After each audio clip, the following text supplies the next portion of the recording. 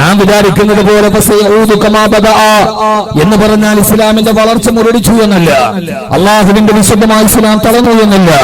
ഇസ്ലാമിന്റെ വളർച്ച അനിശ്ചിതമായ ഒരു പ്രവാഹം പോലെ നടന്നു പോകുമ്പോ വിശുദ്ധമായ ഇസ്ലാമിന്റെ മുന്നേറ്റത്തിൽ അസൂയ കൊണ്ട എതിരാളികൾ അപവാദങ്ങളുടെ കൂരമ്പകളുമായി പരിഹാസത്തിന്റെ ശരങ്ങളുമായി ഇസ്ലാമിക സമൂഹത്തെ നേരിടുകയും പരിശുദ്ധമായ ഇസ്ലാമിൽ നിന്ന് ഇസ്ലാമിക സമൂഹത്തെ വ്യതിചലിപ്പിക്കുവാനുള്ള പരിപാടികളുമായി പദ്ധതികളുമായി എതിർപ്പിന്റെ കൂരമ്പുകളുടെ നടുവിലൂടെയാണ് ഇസ്ലാം അവസാന കാലഘട്ടങ്ങളിൽ മുന്നേറ്റം നടത്തേണ്ടത് എന്ന് അള്ളാഹുവിന്റെ പ്രവാചകൻ സല്ലല്ലാഹു അലൈഹി വസല്ലം പറയുന്നു.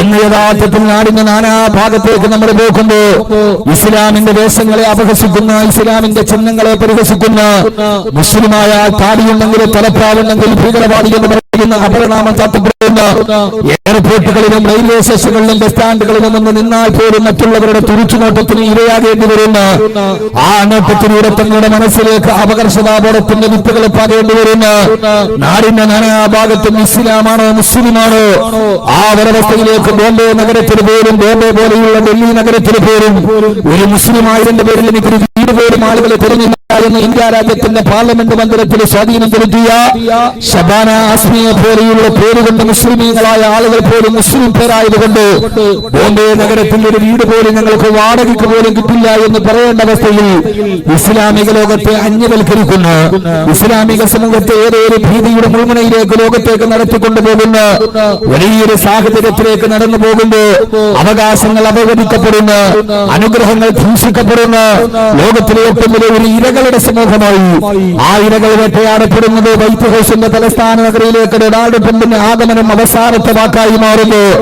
മുസ്ലിമീങ്ങൾ മുഴുവനും കുടിയേറ്റക്കാരായ മുസ്ലിമീങ്ങൾക്ക് പ്രവേശനം നിഷേധിക്കുന്ന ജോർജ് ബുഷ് മുതലല്ല അതിന്റെ മുമ്പിലെ തുടങ്ങി വെക്കപ്പെട്ട വർണ്ണാധിപത്യത്തിന്റെയും വംശാധിപത്യത്തിന്റെയും സ്വച്ഛാധിപത്യത്തിന്റെയും ഏകാധിപത്യത്തിന്റെയും വാളുകൾ മുസ്ലിം സമൂഹത്തിന് നേരിൽ ഓങ്ങപ്പെടുമ്പോ സിറിയയിലും ചെച്ചനിയിലും ബസ്നിയിലും സൊമാലിയിലും എന്ന് വേണ്ട നാടിന്റെ നാനാഭാഗങ്ങൾ ഇസ്ലാമിക സമൂഹം അനുഭവിച്ചുകൊണ്ടിരിക്കുന്നു. കിരാതമായ കണ്ണുനീർ കഥകൾ നമ്മുടെ മനസ്സിനെ അസ്വസ്ഥതപ്പെടുന്നു. യഥാർത്ഥത്തിൽ എന്റെ പ്രിയപ്പെട്ട സഹോദരങ്ങളെ, ഈ പത്രമാധ്യമങ്ങളുടെ വാർത്തകൾ നാം തിരിച്ചറിയുന്നു.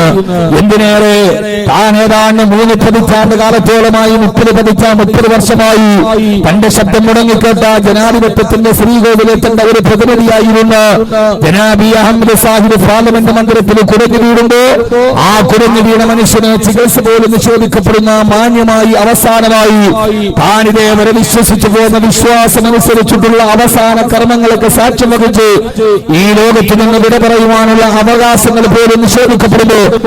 മനുഷ്യാവകാശ ധ്വംസനത്തിന്റെ പരമ്പരകൾ ഈ ജനാധിപത്യ രാജ്യത്തെ പോലും വേട്ടയാടിക്കൊണ്ടിരിക്കുമ്പോ മുസ്ലിമായി ഇരിക്കുന്നതിന് അപകർഷതാബോധത്തിലേക്ക് നമ്മുടെ യുവാക്കൾ തള്ളിയിട്ടപ്പെട്ടാൽ അവർക്കൊരു അന്യതാബോധമുണ്ടായാൽ ആരെയാണ് കുറ്റപ്പെടുത്തേണ്ടത് എന്ന് നാം പറയുന്നതിന് പുറം ആദരവായ പ്രവാചകൻ നബി മുഹമ്മദ് മുസ്തഫ ആദരവായ പ്രവാചകൻ നബി മുഹമ്മദ് മുസ്തഫ സല്ലല്ലാഹു അലൈഹി വസല്ലം 14 സംവത്സരങ്ങൾക്ക് മുമ്പ്, 14 നൂറ്റാണ്ടുകൾക്ക് മുമ്പ് തന്റെ പ്രിയപ്പെട്ട അനുയായികളോട് പങ്കുവച്ച ഒരു ആശങ്ക എന്റെ പ്രിയപ്പെട്ട സഹോദരങ്ങളോട് ചെച്ചനിയും ബോസ്നിയയും സൊമാലിയും സിറിയയും അഫ്ഗാനും കാശ്മീരും ഗുജറാത്തും ഒക്കെ നമ്മുടെ മനസ്സുകളിൽ അസ്വസ്ഥത പടർത്തുമ്പോ ഞാൻ ഓർക്കുകയാണ് അല്ലാഹുവിന്റെ റസൂൽ നബി മുഹമ്മദ് മുസ്തഫ സല്ലല്ലാഹു അലൈഹി വസല്ലം അവിടുത്തെ സഹാബത്തിനോട് പറഞ്ഞത്ര സഹാബ, നമ്മളെല്ലാവർക്കും ചിരപരിചിതമായ പല പ്രഭാഷകർ നമ്മളോട് പങ്കുവച്ച ഒരു ഹദീസാണിത്. അല്ലാഹുവിന്റെ റസൂൽ പറഞ്ഞു, സഹാബ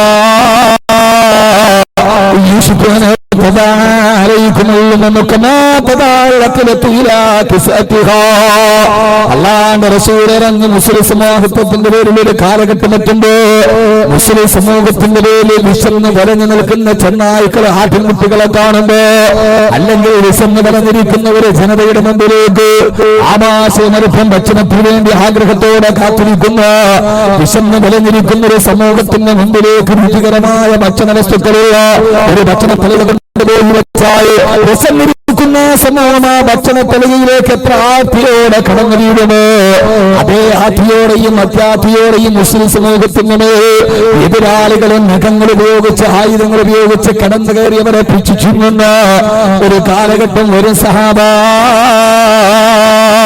അള്ളാന്റെ റസൂലിന്റെ ഉപമയ പ്രകൃത്യമാ രസം പറഞ്ഞിരിക്കുന്ന മുമ്പിലേക്ക് ഭക്ഷണത്തിലേക്ക് എത്തിയാൽ എല്ലാവരും ചാടി വീണ് പെറുക്കിയെടുത്തവരെ വിശപ്പെടുത്തുന്നത് പോലെ അവരവർക്ക് ആവശ്യമുള്ള അജണ്ടകളുടെ ഭൂതീകരണമായി വിശക്കുന്നതിന് മുമ്പ് ഭക്ഷണത്തിലേക്ക് ഹാജരാക്കപ്പെട്ടതുപോലെ മുസ്ലിം സമൂഹത്തിന് എതിരാളികളെ ചാടി വീണവരെ നാനാഭാഗത്തോട്ട് വലിച്ചു കീറിയിട്ട് അവരവരുടെ ആവശ്യങ്ങൾ എതിർക്കുന്ന ഒരു കാലഘട്ടം വരും സഹാബ എന്നല്ലാഹുവിന്റെ റസൂല് പറയേ ഇറാഖിന്റെയും സോമാലിയുടെയും പശ്ചിമ രാഷ്ട്രങ്ങളുടെയും ഏഷ്യൻ രാഷ്ട്രങ്ങളുടെയും പുരാതനമായ അടിച്ചമർത്തലിന്റെ കഥകളും വേദനകളും നമ്മുടെ ഹൃദയത്തെ വല്ലാതെ നൊമ്പരപ്പെടുത്തുമ്പോ ഇത് കേട്ട സഹാബത്ത് ചോദിച്ചു നബിയേ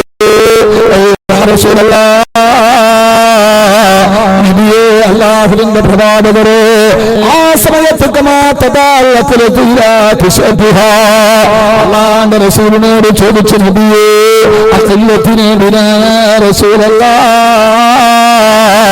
ആ സമയത്ത് ഞങ്ങൾ ന്യൂനപക്ഷമായിരിക്കുന്നു എതിരാളികൾക്ക് അടിച്ചമർത്തപ്പെടാൻ കഴിയുന്ന രീതിയിൽ ഞങ്ങളെന്ന അങ്കുലി പരിമിതമായ എണ്ണത്തിലെ കുറവുള്ള ന്യൂനപക്ഷമായിരിക്കുമോ തിരുദൂതരെ എന്റെ പ്രവാചകന്റെ ആൾബലം കുറവായത് കൊണ്ടാണ് ആ രീതിയിൽ ഞങ്ങൾ ആക്രമിക്കപ്പെടുന്നതെന്ന് പ്രവാചകരോട് ചോദിക്കുമ്പോ ഹബീബായ നബി സല്ലല്ലാഹു അലൈഹി വസല്ലമയുടെ മറുപടി അല്ല സഹാബാ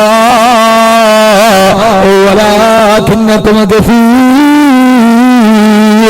ആ കാലഘട്ടത്തിൽ നിങ്ങൾ ഭൂരിപക്ഷമായിരിക്കുന്നു ലോകത്തിലെ രണ്ടാമത്തെ ജനസംഖ്യയുടെ രണ്ടാമത് നിങ്ങളാണ് ന്യൂനപക്ഷങ്ങളല്ല അന്ന് നിങ്ങൾ ശക്തി കുറഞ്ഞവരല്ല ആയുധ ബലത്തിന് സമ്പത്തിന്റെ ബലത്തിന് നിങ്ങളെന്ന് രണ്ടാം ശക്തിയായി ലോകത്തിന് നെറുകയിൽ വാടുന്ന സമയത്ത് ആ സമയത്താണ് ഇത് സംഭവിക്കുമെന്ന് പറയുമ്പോ ഇതാൾ ബലത്തിന്റെ കുറവല്ല ആദർശത്തിന്റെ കുറവാണെന്ന് മുത്തു റസൂല് ലോകത്തോട് വ്യാഖ്യാനിച്ചു കൊടുക്കുകയാ അല്ലാന്റെ റസൂല് പറഞ്ഞു സഹാബാ അന്ന് നിങ്ങൾ ന്യൂനപക്ഷമായിരിക്കില്ല അന്ന് നിങ്ങൾ ഭൂരിപക്ഷമായിരിക്കും സഹാബ സിറിയയിൽ ഭൂരിപക്ഷം മുസ്ലിമീങ്ങളാ അഫ്ഗാനിലെ ഭൂരിപക്ഷം മുസ്ലിമീങ്ങളാ ഇറാഖിലെ ഭൂരിപക്ഷം മുസ്ലിമീങ്ങളാ ചെച്ചനിയിലെ ഭൂരിപക്ഷം മുസ്ലിമീങ്ങളാ എന്റെ പ്രിയപ്പെട്ട സഹോദരങ്ങളെ ലോകത്തുള്ള പീഡനത്തിന്റെയും താടനത്തിന്റെയും പർവ്വതങ്ങളുടെ കഥ കേൾക്കുന്ന ഓരോ രാജ്യങ്ങളിലും ഭൂരിപക്ഷം മുസ്ലിമീങ്ങൾ തന്നെയാ അവിടെ മുസ്ലിമീങ്ങളുടെ ഭൂരിപക്ഷത്തിന്റെ ജനസംഖ്യാനുപാതികമായിട്ട് അവര് പുറകിലല്ല പക്ഷേ അല്ലാന്റെ റസൂല് പറഞ്ഞു നിങ്ങൾ പുറകിലല്ല എങ്കിലും ആൾബലത്തിന് നിങ്ങൾ കൂടുതലാണെങ്കിലും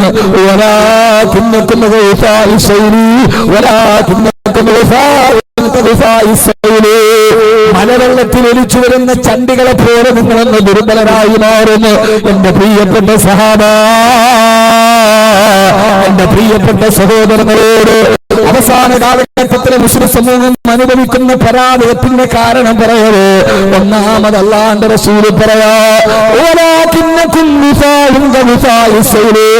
അന്ന് നിങ്ങളെ മലവെള്ളപ്പാച്ചിൽ ഒടിഞ്ഞു വരുന്ന വെറും ചണ്ടികളെ പോലെ ഒന്നിനും കൊള്ളാത്ത ചണ്ടികളായി മാറും നിങ്ങൾക്ക് ശരീരമുണ്ടാവാ നിങ്ങൾക്ക് ആയുധമുണ്ടാവാ നിങ്ങൾക്ക് ആൽബലമുണ്ടാവാ നിങ്ങൾക്ക് സാമ്പത്തിക പിന്തുണയുണ്ടാവാ എന്നാൽ ഒന്നിനും കൊള്ളാത്ത വൈക്കോ ചണ്ടികളെ പോലെ ഒന്നിനും കൊള്ളാത്ത കുറെ ആളുകളായി ഉണ്ടാവുക എന്റെ പ്രിയപ്പെട്ട സഹോദരങ്ങളെ ബദറിന്റെയും ഉഹദിന്റെയും ഹുറൈനിന്റെയും ഖൈബറിന്റെയും ഖന്തഖിന്റെയും രണാങ്കണങ്ങളെ അല്ലാഹുവിന്റെ ദീനിനു വേണ്ടി സർവ്വത സമർപ്പിച്ച സഹാബത്തിനെ പോലെ ഒരാളും ഒന്നും മുസ്ലിം സമൂഹത്തിൽ ഉണ്ടാവുകയില്ല മഹാനായ കാലത്തോട് ചോദിച്ചതുപോലെ കാലമേ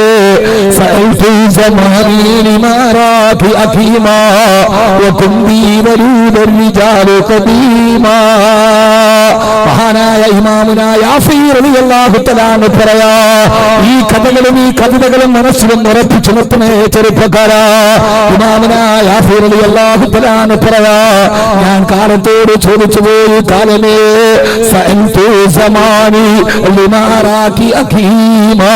കാലമേ നിന്റെ പ്രസവത്തിന് എന്ത് വെച്ചുപോയി കാലമേ നീ പ്രചരണശേഷി നഷ്ടപ്പെട്ട വന്തയെ പോലെ ആയിപ്പോയി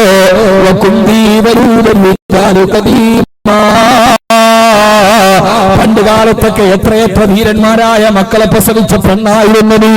കാലത്തോട് ഞാൻ ചോദിച്ചു പോയി, കാലമേ മുൻകാലഘട്ടങ്ങളിൽ എത്രയോ ധീരപുരുഷന്മാരെ നീ നിന്റെ ഗർഭാശയത്തിൽ പ്രസവമെടുത്തതാ. നിന്റെ ഗർഭാശയത്തിലല്ലയോ ഉമർ പിറന്നത്, കാലത്തിന്റെ ഗർഭാശയത്തിലല്ലയോ സയ്യിദ് പിറന്നത്, കാലത്തിന്റെ ഗർഭാശയത്തിലല്ലോ മണിയറപ്പന്തലിൽ നിന്ന് മരണത്തിന്റെ കിടക്കയിലോട്ട് പാഞ്ഞു പോയ ഹംദല പിറന്നത്. ആ കാലത്തിന്റെ ിലല്ലോ ഖൈബറിന്റെ കോട്ടകളെ റോമാസാമ്രാജ്യത്തെ തകിടം മറിച്ച അലിയുൽ മുർത്തള പിറന്നത്.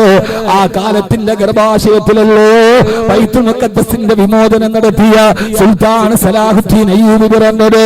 കാലമേ കാലമേ നിന്റെ ഗർഭാശയത്തിലല്ലോ ഇമാമുദ്ദീൻ സഞ്ജി പിറന്നത്. നൂറുദ്ദീൻ സഞ്ജിക്ക് ജന്മമെടുത്തത്. എന്റെ കാലമേ ഇവരൊക്കെ എവിടെ പോയി? ഇനി ഒരു സലാഹുദ്ദീൻ അയ്യൂബി വരുമോ? ഇനി ഒരു ഇമാമുദ്ദീൻ സഞ്ജി വരുമോ? കാലമേ നിന്റെ ഗർഭാശയത്തിലല്ലോ ഈ വീരന്മാരെ മുഴുവനും നീ പിറന്നു പോയത്. കാലമേ നിന്റെ ഗർഭാശയത്തിലല്ലോ ശംസുൽ ഉലമ പിറന്നത്. കാലമേ നിന്റെ ഗർഭാശയത്തിലല്ലോ ഞങ്ങളുടെ ശിരസിന്റെ പുറകിൽ വെച്ചിരിക്കുന്ന ബാനർ നറുനിലാവിനെ തോൽപ്പിക്കുന്ന പുന്തിരിയോടെ മരിച്ചിട്ട് മണ്ണിന്റെ മലന്ന് കിടന്നിട്ടും മാനവ മനസ്സുകളിൽ മാറാതെ മറയാതെ മണ്ണിലാവ് പോലെ പുഞ്ചിരി പുകന്ന ബഹുമാനപ്പെട്ട പാണക്കാട് പൂമുത്ത് സയ്യിദ് മുഹമ്മദ് അലി ശിഹാബ് തങ്ങൾ പറഞ്ഞത്. കാലമേ നിനക്ക് എന്ത് വെച്ചു പോയി? ഇപ്പൊ നല്ല നല്ല ആളുകളെയൊക്കെ നീ പിറക്കാത്തതെന്താ എന്ന് ഞാൻ കാലത്തോട് ചോദിച്ചപ്പോ ആ കാലം എന്നോട് മറുപടി പറയുകയാ. കാലത്തിൽ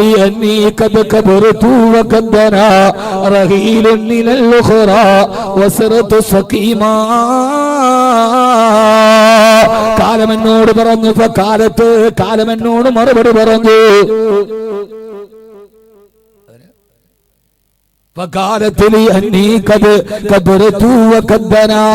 കാലം പറഞ്ഞു ഇപ്പോൾ എനിക്ക് വയസ്സായി പോയി. എന്റെ ഗർഭാശയം എന്റെ ഗർഭപാത്രം ദുർബലമായി. ചെറുപ്പക്കാരെ നിങ്ങളിതൊന്ന് മനസ്സിലാക്കണം. കാലം പറയാ എന്റെ ഗർഭപാത്രത്തിന് ദുർബലമായി. എന്റെ കാലത്തിന്റെ ഓരോ കുത്തൊടിക്കൽ എന്റെ ജീവിതത്തിന് വാർദ്ധക്യമായി. കാലത്തിൽ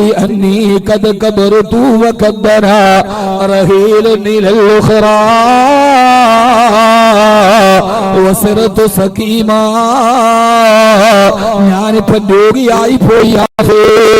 എനിക്കൊന്ന് രോഗം ബാധിച്ചു കഴിഞ്ഞു. എന്റെ ഗർഭാശയത്തിൽ ഇപ്പൊ നല്ല നല്ല മക്കളെ പിറക്കാറില്ല. വലം യബ്ക ഫിൽ ഔലാദി ഇല്ലാ ഹുസാലത്തുൻ വഫാറകനി മൻ കാന ഖബലു കരീമാ. വലം യബ്ക ഫിൽ ഔലാദി ഇല്ലാ ഹുസാലത്തുൻ. എന്റെ മക്കളിൽ ഇപ്പൊ കുറെ ചണ്ടികളല്ലാതെ മറ്റൊന്നും ശേഷിക്കുന്നില്ല. എന്റെ നല്ല നല്ല മക്കള് കാലത്തോട് വിട പറഞ്ഞു പോയി. സയ്യിദ് പോയി, അബൂബക്കർ പോയി, ഉമർ പോയി, ഹംദല പോയി, റളിയല്ലാഹു തആല അൻഹും അജ്മഈൻ. അവരെ പോലെ തത്തുല്യമായ വ്യക്തിത്വങ്ങളില്ല. കേരളം കണ്ട മഹാനായ രാഷ്ട്രീയ നേതാവ് ബഹുമാനപ്പെട്ട CH മുഹമ്മദ് കോയ സാഹിബ്, അദ്ദേഹം ഒരിക്കലും പണ്ട് ചന്ദ്രികയിൽ എഴുതിയ ഒരു ലേഖനം എനിക്ക് ഓർമ്മ വരികയാ. ആ ലേഖനത്തിന് അദ്ദേഹം തലക്കെട്ട് കൊടുത്തത് സമുദായത്തിന്റെ തലപ്പ് തിരിക്കാൻ ആളില്ല എന്ന് ഹെഡിങ് എഴുതിയിട്ട് CH ഒരിക്കൽ ലേഖനം എഴുതിയിട്ടുണ്ട് ചന്ദ്രികയെ. അതിൽ അദ്ദേഹം എഴുതിയതെന്നറിയോ? ഇന്ന് സമുദായത്തിന് നേതൃത്വം നൽകാൻ തലപ്പ് തിരിക്കാൻ ആളുകളില്ല. നമുക്ക് അബൂബക്കറുണ്ട്, പക്ഷേ അബൂബക്കർ സിദ്ദീഖില്ല. നമ്മുടെ ഇടയിൽ ഉമറുണ്ട്, പക്ഷേ ഉമർ ഇബ്നു ഖത്താബില്ല. നമ്മുടെ ഇടയിൽ ഉസ്മാനുണ്ട്, പക്ഷേ ഉസ്മാൻ ഇബ്നു അഫ്ഫാൻ ഇല്ല.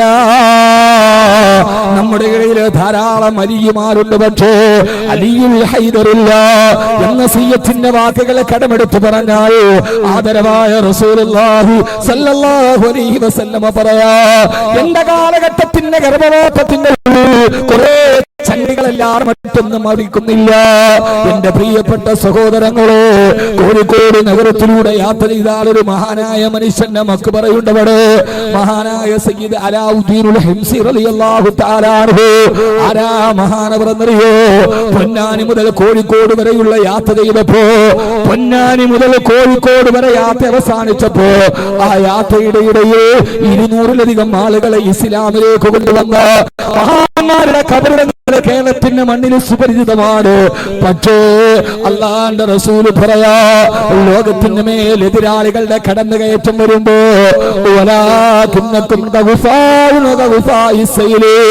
എല്ലാം മലവെള്ളപ്പാച്ചിലെ ചണ്ടികളെ പോലെ അവതരിപ്പിക്കപ്പെടുന്ന കുറെ ആളുകൾ. അവർക്ക് ഇസ്ലാമിനോട് കൂറില്ല, അവർക്ക് ഇസ്ലാം ഒരു വിഷയമല്ല, അവർക്ക് നരകത്തെ പേടിയില്ല, അവർക്ക് സ്വർഗത്തിനോട് ആശയില്ല, അവർക്ക് പരലോകത്തിന്റെ ഹിസാബിനെ പേടിയില്ല. കല്യാണ വീടുകളിൽ ആവാസം നടത്തുന്ന ആദർശത്തിന്റെ പാപ്പരത്വമെന്ന് പറയിപ്പിക്കുന്ന രീതിയിൽ അല്ലാഹുവിന്റെ ഇസ്ലാമിനെ വികൃതമാക്കുന്ന കുറെ ചെറുപ്പക്കാരല്ലാതെ കാസർഗോഡ് ചെറുപ്പക്കാരാ അലിയിന് പകരം നിൽക്കാൻ മഹാനായ ശൈഖ് സുൽത്താനുൽ ആരിഫ് അൽ ഗൗസ് സമദാനി വൽ കുതുബ് റബ്ബാനി ശൈഖ് മുഹയ്യിദ്ദീൻ അബ്ദുൽ ഖാദിർ ജീലാനി ഖദ്ദസല്ലാഹു സിർറഹുൽ അസീസ് മഹാനവറുകളെ പോലെ ഈ ഫെബ്രുവരി മാസം ഏപ്രിൽ മാസം കാസർഗോഡ് ജില്ലയിലെ എല്ലാ മക്കാമുകളിലും ഉറൂസ് നടക്കുന്ന ഒരു സമയമാണ്. കാസർഗോഡ് നിന്ന് ഡേറ്റിന് വേണ്ടി ആളുകൾ വീടിൽ മുഴുവൻ ക്യൂ നിൽക്കുന്നത് ഈ ജനുവരി ഫെബ്രുവരി മാർച്ച് ഏപ്രിൽ മാസങ്ങളിലാ. ഏതാണ്ട് എല്ലാ മക്കാമുകളിലും അടക്കപ്പെട്ട മഹാന്മാരുടെ ഉറൂസ് നടത്തപ്പെടുന്നത് ആ സമയത്താണ്. എന്റെ പ്രിയപ്പെട്ട കാസർഗോഡ് ചെറുപ്പക്കാരാ, ഞാനൊന്ന് ചോദിച്ചു കൊള്ളട്ടെ, പലപ്പോഴും വല്ലപ്പോഴും ഒക്കെ വരുമ്പോ പലപ്പോഴും ഞാൻ ഈ കാര്യങ്ങൾ നടത്താറുണ്ട്. മഹാന്മാരുടെ ഉറൂസ് നടത്താൻ നമ്മുടെ ചെറുപ്പക്കാർ മുമ്പിലുണ്ട്. ഓരോ മഹല്ലിലും ഉറൂസുകൾ വളരെ ഭംഗിയായി നടത്താൻ നമ്മുടെ ചെറുപ്പക്കാരുണ്ട്. പക്ഷെ അതെല്ലാം കഴിഞ്ഞാൽ കല്യാണത്തിന്റെ വീടുകളിലെ പേക്കൂത്തുകൾ നടത്തുന്ന കഴിഞ്ഞ ആഴ്ച ഫേസ്ബുക്കിൽ ഒരു വാർത്ത കണ്ടു. അവിടെ ചെറുപ്പക്കാരനായ മണവാളനെ ആനയിച്ചു കൊണ്ടുപോകുന്ന കൂട്ടുകാരിട്ടിരിക്കുന്ന വസ്ത്രം ജയിൽവാസികളുടെ വസ്ത്രമാണ്. ജയിലിൽ കിടക്കുന്ന ജയിൽവാസികൾ ഏത് വസ്ത്രമിടുന്നു അതേ വസ്ത്രം ധരിച്ചിട്ട് ജയിലിന്റെ നമ്പരും അവരുടെ ടീഷർട്ടിന്റെ മുകളിലെഴുതി പുതിയ നിക്കാഹിലേക്ക് കൊണ്ടുപോവുകയാ. എന്റെ പ്രിയപ്പെട്ട പൊന്നുമോനെ, ഞാൻ ഇതൊക്കെ നിങ്ങളോട് പറയാനുള്ള കാരണമേതാ? പരമാവധി ഇതൊക്കെ തുടങ്ങുന്നത് ഏതാണ്ട് കാസർഗോഡ് ജില്ലയിൽ നിന്ന്. നബിദിനത്തിന്റെ റാലി നടത്തിയാലും നിങ്ങൾക്ക് ഇതിനൊരു പുതുമയുണ്ട്. കല്യാണത്തിന് ഏതൊക്കെ പകർപ്പുകളുണ്ടോ അതൊക്കെ ആവിർഭവിക്കാറുണ്ട്. പൊന്നുമോനെ, അല്ലാഹുവിനെ പേടിയില്ലേ? പരലോകത്ത് നിൽക്കണമെന്ന ഓർമ്മയില്ലേ? നിക്കാഹ് നടക്കുന്ന സദസ്സുകളിൽ സയ്യിദന്മാരിരുന്നാല് പ്രശ്നമല്ല, ഖാദിയാരിരുന്നാല് പ്രശ്നമല്ല, ഖത്തീബുമാരിരുന്നാല് പ്രശ്നമല്ല, മഹല്ല് കമ്മിറ്റിക്ക് അവരെ നിയന്ത്രിക്കാൻ കഴിയുന്നില്ല, ഇമാമിങ്ങൾക്ക് നിയന്ത്രിക്കാൻ കഴിയുന്നില്ല. നിയന്ത്രിക്കാൻ ശ്രമിച്ചാൽ അവർക്കെതിരെ പരിഹാസത്തിന്റെ വാക്കുകൾ ചൊല്ലുന്നു. കല്യാണ വീട്ടിൽ പ്രതിഫലം കാണിക്കുമ്പോ പൊന്നുമോനെ പുതിയ ആപ്പിളെ കൊണ്ടുപോവുകയാ. ജയിൽവാസിയുടെ വസ്ത്രമാണ് നിൽക്കുന്നത്. എവിടേക്കാണ് പോകുന്നതെന്നറിയോ? ഈ പുതിയ ആപ്പിള പോകുന്നത് സിനിമാ കൊട്ടയിലല്ല, അവൻ പോകുന്നത് ഗാനമേളയുടെ സദസ്സിലേക്കല്ല. ലോകത്തിന്റെ നബിയുനാ റസൂലുള്ളാഹ് സ്വല്ലല്ലാഹു അലൈഹി വസല്ലം പറഞ്ഞു കൊടുത്ത നിക്കാഹു മിൻ സുന്നത്തി, നിക്കാഹ് എന്റെ സുന്നത്താണ്.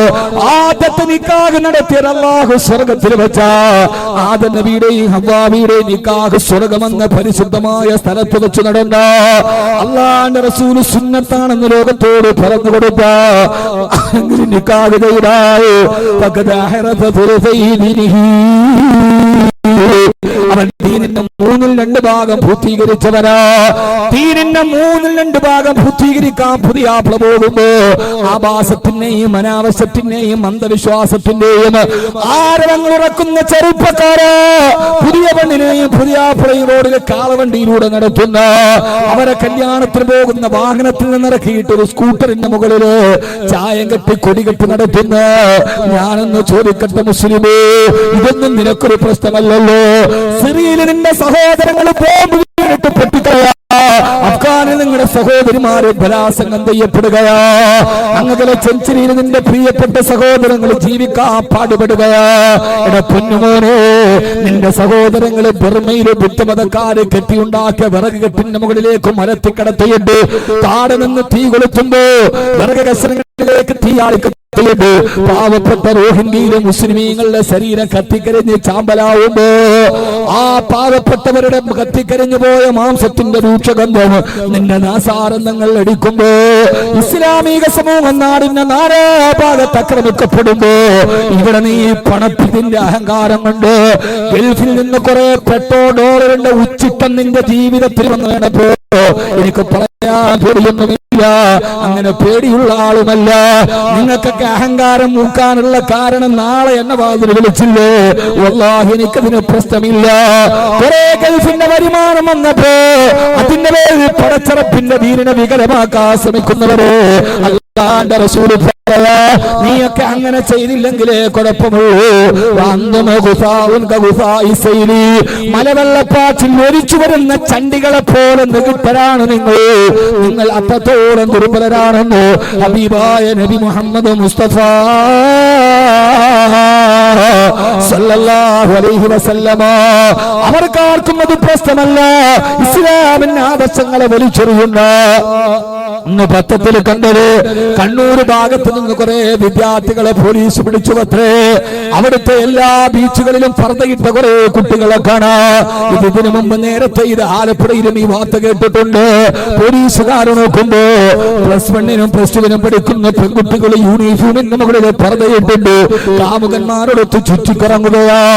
നാടിന്റെ നാനാഭാഗത്ത് അധപതനത്തിന്റെ അധമഭാവ തലങ്ങളിലേക്ക് ലോകം നടന്നു പോകുമ്പോ അറിയാതെ ചോദിച്ചു പോവുകയാ, ഇവിടെയാണ് എന്ത് വെച്ചു പോയി എന്ന് ചർച്ച ചെയ്യുമ്പോ എന്താണ് സംഭവിച്ചതെന്ന് തിരിഞ്ഞു നോക്കുമ്പോ ഈ സമൂഹത്തിന് എന്ത് വെച്ചു പോയി, ഇവിടുത്തെ യുവാക്കൾക്ക് എന്ത് വെച്ചു പോയി. ഈ പ്രിയപ്പെട്ട സഹോദരിമാർക്ക് ആയിഷ റളിയല്ലാഹു അൻഹടക്കമുള്ള ഹഫ്സ റളിയല്ലാഹു തആല അടക്കമുള്ള പൂർവസൂരികളായ പണ്ഡിത പ്രഭുക്കന്മാരുടെ മണവാട്ടിമാരെ കാണിച്ചു തന്ന ആ പാതയിലൂടെ സഞ്ചരിക്കേണ്ട പെങ്ങളെ, ആ പാതയിലൂടെ നടക്കേണ്ട പെങ്ങളെ, അല്ലാഹുവിന്റെ റസൂലിന്റെ സ്വർഗ്ഗത്തിലേക്ക് പോകേണ്ട പെങ്ങളെ, ആ ഒരവസ്ഥയിലേക്ക് പെണ്ണുങ്ങൾ പോകേണ്ടതിന് പകരം ഈ സഹോദരിമാർക്ക് എന്ത് പറ്റി എന്ന് നമ്മുടെ ചർവണം നടത്തുമ്പോ അവസാനം എത്തി നിൽക്കുന്നത് മുത്തു റസൂലിന്റെ ബാക്കി വാക്കുകളിലേക്ക്. അല്ലാഹുവിന്റെ റസൂല് പറഞ്ഞു, സഹാബാ, കാലഘട്ടത്തിൽ നിങ്ങള് മലവെള്ളപ്പാച്ചുള്ള ചണ്ടികളെ പോലെ ദുർബലരായിരിക്കും. അതോടൊപ്പം തന്നെ വഹിൻ എന്ന് പറയുന്ന മാരകമായ രോഗം നിങ്ങൾക്ക് പിടിപെടുമെന്ന് അല്ലാഹുവിന്റെ റസൂല് മുന്നറിയിപ്പ് നൽകിയ രോഗമേതാ? വഹിൻ എന്ന് പറയുന്ന മാരകമായ രോഗം പിടിപെടുമത്രേ. എന്താ വഹിൻ എന്നറിയോ? അല്ലാഹുവിന്റെ റസൂല് പേടിക്കാൻ പറഞ്ഞ രോഗം ക്യാൻസർ അല്ല. ക്യാൻസറും ബ്രെയിൻ ട്യൂമറുമോ എയ്ഡ്സോ എബോളയോ അല്ല. അല്ലാഹുവിന്റെ റസൂല് എയ്ഡ്സ് വന്നവരുണ്ട്, എബോള വന്നവരുണ്ട്, ക്യാൻസർ വന്നവരുണ്ട്, ട്യൂമർ വന്നവരുണ്ട്. ആ രോഗമൊക്കെ വന്നാൽ ഒരു മുത്തക്കിയായ മനുഷ്യന് ക്യാൻസർ കൊണ്ട് പരീക്ഷിച്ചാൽ അതിലെങ്ങാനും അവൻ മരിച്ചു പോയാൽ അല്ലാഹുവിന് നാളെ സ്വർഗത്തിൽ അതിനേക്കാൾ വലിയ പ്രതിഫലം കൊടുക്കുമെന്ന് ലോകൈക ഗുരു നബി മുഹമ്മദ് മുസ്തഫ. ലോകൈക ഗുരു നബി മുഹമ്മദ് മുസ്തഫ അല്ലാഹു സുബ്ഹാനഹു വ തആല മനസ്സിലാക്കാനുള്ള ബോധം നൽകി അനുഗ്രഹിക്കുമാറാകട്ടെ. മുസ്ലിം സമൂഹത്തോടും അവരെ ബാധിച്ചാൽ ഗുരുതരമാകുന്ന ഒരു രോഗമോ ആ കാലഘട്ടത്തിൽ അവർക്ക് വഹിൻ എന്ന മാരകമായ രോഗം ബാധിച്ചിട്ടുണ്ടാവും. ആ മാരകമായ രോഗത്തിന് സമൂഹം അടിപ്പെട്ടിട്ടുണ്ടാവും. അല്ലാഹു നമ്മളെ രോഗത്തിൽ നിന്ന് കാക്കട്ടെ. ആമേ പറ. ഒരു വർത്താനം പറയാനുള്ള സമയമില്ല, ഉള്ള സമയത്തും അത് പറയാം, അത്രേ ഉള്ളൂ. അതുകൊണ്ടാണ് ഞാൻ നിർത്താതെ പോണത്. 10:30 തീരണ ഈ സദസ്. അപ്പൊ ഉള്ള സമയം പരമാവധി പ്രയോജനപ്പെടുത്തുക. അള്ളാഹു നമുക്ക് തൗഫീക്ക് നൽകട്ടെ. ഏറ്റവും പ്രധാനപ്പെട്ട ഒരു രോഗം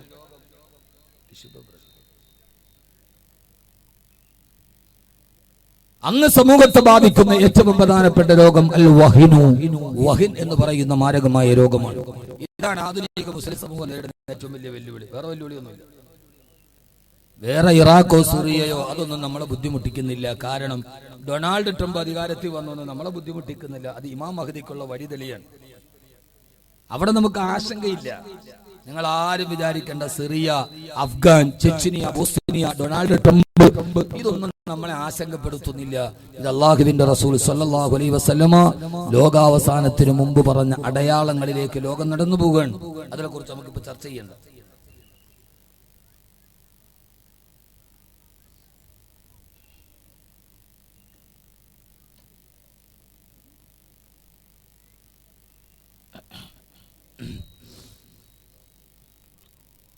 ഏതാണ് മാരകമായ രോഗം? ക്യാൻസറോ, ബ്രെയിൻ ട്യൂമറോ, എയ്ഡ്സോ, എബോളയോ, ഇതൊന്നും പ്രശ്നമല്ല. അത് അള്ളാഹു ഇച്ഛിക്കുന്നവർക്ക് വരും. കാരണം ദുനിയാവിൽ അത് ആർക്കും വരാം.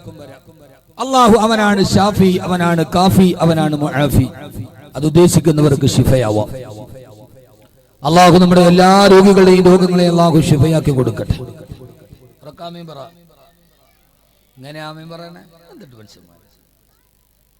അള്ളാഹു നമുക്കെല്ലാവരുടെയും എല്ലാ മാരകമായ രോഗത്തെയും അള്ളാഹു സുബ്ഹാനഹു വ തആല പൂർണ്ണ ശിഫയാക്കി തരുമാറാകട്ടെ. അങ്ങനെ ആമീൻ പറ. ഉടമയോട് അടിമ ചോദിക്കുമ്പോ വേണോന്ന് പറഞ്ഞ് ചോദിക്കണം. ഇതൊരു ആമീൻ പറ. ആമീൻ വേണേത്താ, അത് പറ്റില്ല. നമ്മൾ ഉടമയോടാണ് ചോദിക്കുക, നമ്മൾ അടിമയാണ്. അപ്പൊ അടിമകൾ ഉടമയോട് ചോദിക്കുമ്പോ ആ ചോദ്യത്തിന് നന്നായിട്ട് ചോദിക്കണം. ഒരാമീൻ പറ. ആമീൻ. അള്ളാഹു നിനക്ക് സന്തോഷമുണ്ടെങ്കിൽ, നിനക്ക് സൗകര്യം ഉണ്ടെത്താ, അങ്ങനെ ചോദിച്ചാൽ കിട്ടുമോ? ആമീൻ. പടച്ചവനെ തരണം, തന്നാലല്ലാതെ ഞങ്ങൾ തിരിച്ചു പോകില്ല അള്ളാഹുവേ. ആ രീതിയിൽ ചോദിക്കണമെന്ന് നബിയുനാ റസൂലുള്ളാഹി സ്വല്ലല്ലാഹു അലൈഹി. ഒരു സത്യവിശ്വാസി ദുആ ചെയ്യേണ്ടത് ഇങ്ങനെയാണ്. എങ്ങനെ? രണ്ട് രീതിയിൽ. ഒന്ന്, അള്ളാഹിനോട് ചോദിക്കണം, എന്നിട്ട് അവനോട് പറയണം, അള്ളാഹുവേ നീ തന്നാലല്ലാതെ ഞാൻ തിരിച്ചു പോകില്ല. രണ്ട്, കരയണം. കരഞ്ഞോണ്ട് ചോദിക്കണം. കരച്ചിൽ വന്നില്ലെങ്കിൽ കരയുന്നത് പോലെ അഭിനയിക്കണമെന്ന് നബിയുനാ റസൂലുള്ളാഹി. ദുആ ചെയ്യുമ്പോൾ കരച്ചിൽ വന്നില്ല, അപ്പൊ കരയുന്നത് പോലെ അഭിനയിക്കണം. നമുക്കതൊക്കെ പരിഹാസമാണ്. ഇപ്പൊ പള്ളിക്കലെ ഖത്തീബ് 27 അവന് ദുആ ചെയ്തപ്പോ കരഞ്ഞു. കരയണ പോലെ അഭിനയിച്ചു. അപ്പൊ അടുത്തിരിക്കണമെന്ന് തോന്നുന്നു. കണ്ടോളൂ, പെരുന്നാളിന് പിരിച്ചുവിടാതിരിക്കാനുള്ള തന്ത്രമാണ്. നമ്മൾ വിചാരിക്കണം അങ്ങനെയാണ്.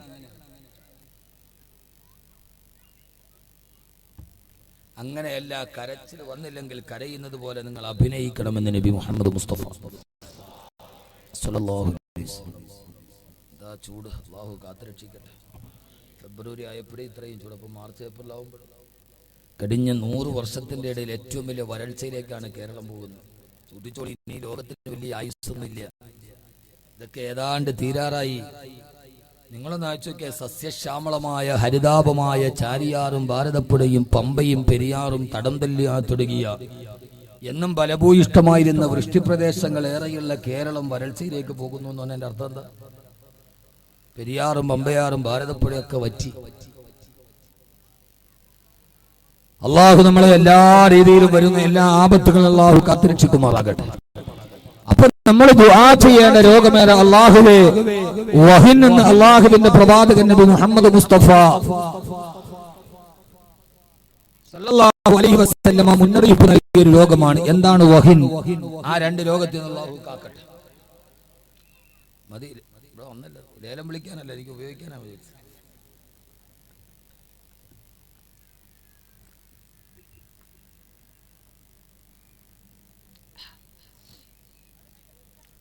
എന്താണ് വഹിൻ എന്ന് പറഞ്ഞാൽ എന്താണ്?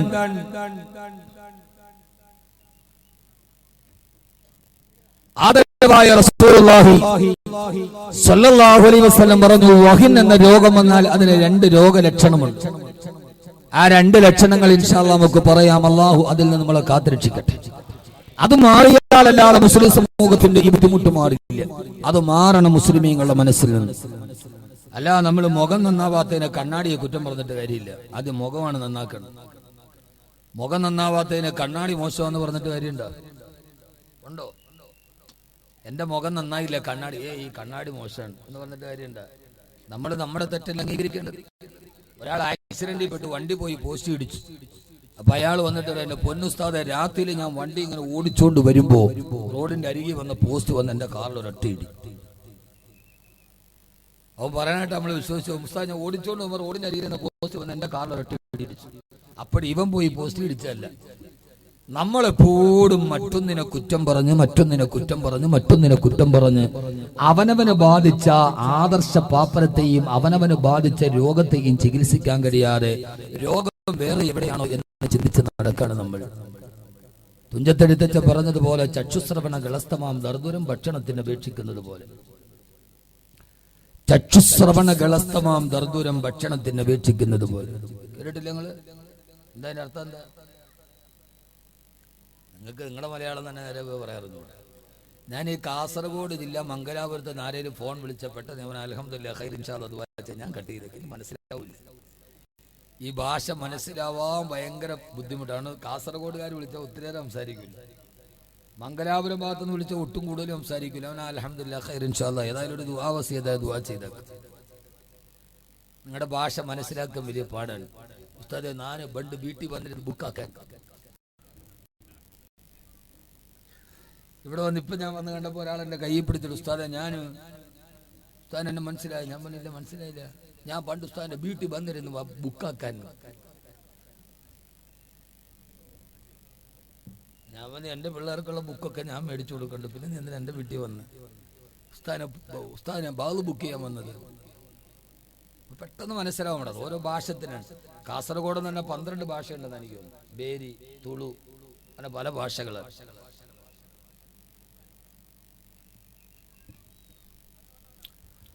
അല്ലാഹു സുബ്ഹാനഹു വ തആല തൗഫീഖ് നൽകി അനുഗ്രഹിക്കുമാറാകട്ടെ. കാസർഗോഡ് എല്ലാത്തിലും നല്ലതാണ്. നിങ്ങൾക്കെല്ലാം ഭയങ്കര ആവേശം, ആലിമീങ്ങളെ ആദരിക്കുന്ന കാര്യത്തിൽ ഭയങ്കര ആവേശമാണ്. സയ്യിദന്മാരെ ആദരിക്കുന്ന കാര്യത്തിൽ ഏറ്റവും നല്ല ആവേശം ഇവിടെയുള്ള ആളുകളാണ്. അവരവരെ നാട്ടിലെ കാലിമാരെ കുറിച്ച് പറയാൻ അവർക്ക് 1000 നാവാണ് നമ്മളോടൊന്ന് പറയുമ്പോൾ നമുക്ക് മനസ്സിലാവും. പക്ഷെ അതേപോലെ പൊള്ളാത്ത കാര്യത്തിൽ നിങ്ങൾക്ക് ആവേശം കൂടുതലാണ്. കല്യാണം നടത്തിയാൽ അതിനകത്തൊരു ആവേശം, നബിനത്ത് റാലി നടത്തിയാൽ അതിനകത്തൊരു ആവേശം, പട്ടാള വേഷം. ഇപ്പൊ ഈ അടുത്ത സമയത്ത് ഫേസ്ബുക്കിൽ ഒരു കാസർഗോഡ് ബൈക്ക് ഒരു നബിദിന റാലി ഞാൻ കണ്ടു. ഫുള്ള് ഹമ്മർ, ബെൻസ്, ഓടി, ഇത് മാത്രമേ ഉള്ളൂ. ഇവിടെ ഉണ്ടാക്കിയ വണ്ടിയൊന്നുമില്ല. എല്ലാത്തിലും നമുക്കൊരു എന്താ പറയാ, എന്നിട്ട് അതിന്റെ ഡോറൊക്കെ തുറന്ന് ആ ഡോറിന്റെ മുകളിൽ 2 പേര് കയറിയിരുന്ന് ഒരു അറബി താടിയൊക്കെ വെച്ച് ഒരു കമീസൊക്കെ ഇട്ട് പിന്നെ ഒന്ന് ആട്ടി. ഇതൊക്കെയാണ് നബിദിന റാലി. നബിദിന റാലി എന്ന് പറഞ്ഞാൽ ആ നാട്ടിലെ മദ്രസ വിദ്യാർത്ഥികൾ, മഹല്ല് ഭാരവാഹികൾ, സയ്യിദന്മാർ, ആലിമീങ്ങൾ റോഡിന്റെ സൈഡിലൂടെ ഗതാഗത തടസ്സം ഉണ്ടാക്കാതെ ബുറുദ ഓടി തവസ്സൽനാ ബിസ്മില്ലാ എന്ന് ഓതി അള്ളാഹുവിന്റെ റസൂലിന്റെ ജന്മദിനത്തിൽ സന്തോഷം പ്രകടിപ്പിക്കേണ്ട ഒരു ആത്മീയ സാന്നിധ്യമാണ്. അതിനെ നമ്മൾ എന്തിനാ വികലമാക്കുന്നത്? ഞാൻ പറഞ്ഞ മനസ്സിലാവണില്ല? ഉണ്ടോ ഇല്ലയോ? നിങ്ങൾ എന്നെ ഇങ്ങനെ തുറച്ചു നോക്കുന്നു വല്ലതും ചെയ്യോ? ഈ കൊലപാതക കേസൊക്കെ നടത്തിയ 13 ജില്ലയിലും കുത്തേറ്റാൻ വരിക, കാസർഗോഡ് മിറ്റത്തും വെടിയേറ്റാൻ വരിക. ഇവിടെ കൊലപാതകങ്ങളൊക്കെ ഉണ്ട്, വെടിയേറ്റു എന്നാണ്. ബാക്കി 13 ജില്ലയിലും കുത്തേറ്റ് മരിച്ചു, അടിയുടെ ഇടിയുടെ ഇടയിൽ മരിച്ചു. ഇവിടെയൊക്കെ മരണം. അടുത്ത സമയത്ത് ഏതൊരു ചെറുപ്പക്കാരൻ പോക്കെടുത്ത് വെടിവെച്ചു എന്ന് കേട്ടു വാർത്തയിൽ. വെടികൊണ്ട് മരിച്ചു എന്നാണ്. അത് വലിയ പേടിയാണ് ഇവിടെ പറയാൻ. എന്നെ നിങ്ങൾ വിചാരിക്കേണ്ട ഒരു പേടിയില്ല പറയാൻ. അള്ളാഹു നമുക്കിത് നമ്മുടെ ദീനിന്റെ കാര്യമാണ്. എന്തിനാണ് കേട്ടിട്ട് മാറ്റേണ്ടാവണം? നമുക്ക് നാളെ മുഅ്മിനായി മരിക്കണം, നല്ലവരായി ജീവിക്കണം. അല്ലാതെ ഒരു വിമർശനമൊന്നും അല്ല.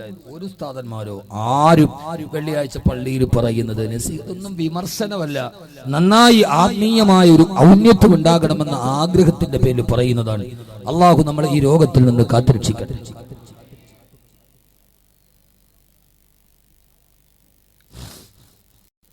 ആദരവായ പ്രവാചകൻ നബി മുഹമ്മദ് മുസ്തഫ, ആദരവായ പ്രവാചകൻ നബി മുഹമ്മദ് മുസ്തഫ സല്ലല്ലാഹു അലൈഹി വസല്ലം അവസാന കാലത്ത് വരുന്ന ഇസ്ലാമിക സമൂഹത്തിൽ ബാധിക്കുന്ന ഏറ്റവും വലിയ ദുർബലതയെ കുറിച്ച് പറയുമ്പോ അല്ലാഹുവിന്റെ റസൂൽ പറഞ്ഞു, ആ കാലഘട്ടത്തിൽ നിങ്ങൾക്ക് വഹിൻ എന്ന് പറയുന്ന മാരകമായ രോഗം നിങ്ങളുടെ ഹൃദയത്തെ ബാധിച്ചിട്ടുണ്ടാവാം. സഹാബത്ത് ചോദിച്ചു, നബിയേ മൽ വഹിനു യാ റസൂലല്ലാഹ്, മൽ വഹിനു യാ റസൂലല്ലാഹ്, വഹിൻ എന്ന് പറഞ്ഞാൽ എന്താണ് നബിയേ? അവസാന കാലഘട്ടത്തിൽ ജീവിച്ചിരിക്കുന്ന ഇസ്ലാമിക സമൂഹത്തെ അപഗ്രഥിക്കുന്ന വഹിൻ എന്ന് പറയുന്ന മാരക രോഗമാണ് എന്താണെന്ന് ചോദിക്കോ. അല്ലാഹുവിന്റെ റസൂൽ പറഞ്ഞ മറുപടി സദസ്സിനോട് ഞാൻ പങ്കുവെക്കുക. അല്ലാഹുവിന്റെ റസൂലിന്റെ മറുപടി സല്ലല്ലാഹു അലൈഹി വസല്ലം, വഹിൻ എന്ന് പറഞ്ഞാൽ ഹുബ്ബു ദുനിയാ വ കറാഹിയത്തുൽ മൗത്ത്. ഒന്നീ ദുനിയാവിനോടുള്ള അതിരറ്റ ഭ്രമമാണ്, ഈ ദുനിയാവിനോടുള്ള അതിരറ്റ അത്യാഗ്രഹമാണ്.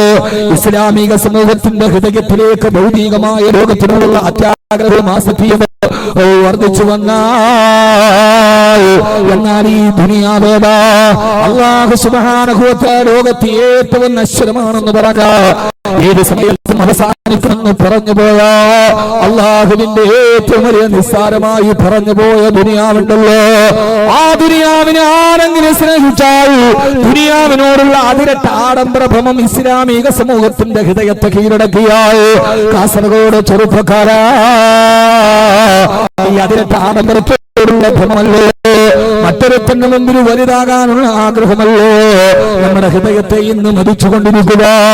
എന്നാൽ ദുനിയാവാരാ മരുഭൂമിയിലൂടെ, മദീനത്തിന്റെ മരുഭൂമിയിലൂടെ നടന്നു പോകുമ്പോ ചത്തുപിടിച്ചു നാറിക്കിടക്കുന്നൊരു നായുടെ ശവശരീരം കണ്ടപ്പോ അല്ലാഹുവിന്റെ റസൂൽ ചോദിച്ചു, സഹാബാ ആരാണ് ഒരു ദീനാർ വന്നിട്ട് ഈ പിടിച്ചു കിടക്കുന്ന നായുടെ ശവശരീരം വാങ്ങിക്കുക? അതിന്റെ ദുർഗന്ധമേറ്റു നാസാരന്ധങ്ങളിലേക്ക് ആ പിടിപിടിച്ച ശരീരത്തിന്റെ ദുർഗന്ധം വന്നപ്പോ മൂക്കുപൊട്ടിയിട്ട് അല്ലാഹുവിന്റെ റസൂൽ ചോദിച്ച മറുപടിയായി സഹാബത്ത് പറഞ്ഞു, യാ റസൂലല്ലാഹ്, ഇത് ജീവനുള്ളപ്പോൾ പോലും ഒരു ദീനാർ വന്ന് ഞങ്ങളിത് വാങ്ങിക്കില്ല, പിന്നെ ചത്തുപിടിച്ച് നാറിക്കിടക്കുന്ന ഈ നായ ആരാണ് വില കൊടുത്ത് വാങ്ങിക്കുന്നതെന്ന് ചോദിച്ചപ്പോ അവരുടെ ഭൗതിക പ്രേമത്തിനോടുള്ള ആഗ്രഹത്തിന് വിരാമമിടാണ് ഒരു ഫിലോസഫറെ പോലെ, ഒരു ചിന്തകനെ പോലെ ഹബീബായ നബി തങ്ങൾ ചോദിച്ചു, സഹാബാ എന്നാൽ നിങ്ങൾ ആഗ്രഹിക്കുന്ന ദുനിയാവ് ഇതിനേക്കാൾ ദുർഗന്ധമേറിയതാണ്. നിങ്ങൾ പൈസ കൊടുത്തു വാങ്ങുന്ന ഏതൊക്കെ വേണ്ടി ദുനിയാവിന് വേണ്ടി ജീവിക്കുന്നുവോ ആ ദുനിയാവ് ഇതിനേക്കാൾ അകപ്പതിച്ചതും ദുർഗന്ധമേറിയതുമാണെന്ന് ലോകത്തിന്റെ പ്രവാചകൻ നബി മുഹമ്മദ് മുസ്തഫ സല്ലല്ലാഹു അലൈഹി വസല്ലമ. അതുകൊണ്ട് സഹോദരങ്ങളെ, സഹോദരിമാരെ, അല്ലാഹുവിന്റെ റസൂൽ ദുനിയാവിനെ കുറിച്ച് പറഞ്ഞു തന്ന വിവരണം ഏതെന്നറിയോ? ഇന്ന ദുനിയാ ഹുലത്തുന ഹലറാ, ഈ ദുനിയാവ് പച്ചപിടിച്ച് സസ്യശ്യാമളമായി നിൽക്കുന്ന, കാണുന്ന ആരുടെയും മനസ്സിന് മനോഹരമായി തോന്നുന്നൊരു പദാർത്ഥമാണ് ദുനിയാവ്. ആ ദുനിയാവിൽ നിന്ന് അല്പമെങ്ങാനും അല്ലാഹു നിങ്ങളുടെ കയ്യിൽ തന്നിട്ടുണ്ടെങ്കിൽ, സമ്പത്തായി, പണമായി, മക്കളായി, ആ ദുനിയാവിന്റെ ഏറെക്കാലം കാലങ്ങൾ നിങ്ങളുടെ കയ്യിൽ അല്ലാഹു തന്നിട്ടുണ്ടെങ്കിൽ വഇന്നല്ലാഹ മുസ്തഖ്ലിഫകും ഫീഹാ, ദുനിയാവ് അല്ലാഹു നിങ്ങളുടെ കൈവെള്ളയിൽ തന്നേക്കാം. എന്തിനാ പടച്ചറപ്പ് പണം തന്നത്? എന്തിനാണ് പടച്ചറപ്പ് അധികാരം തന്നത്? എന്തിനാണ് പടച്ചറപ്പ് ദുനിയാവിന് പ്രതാപം തന്നത്?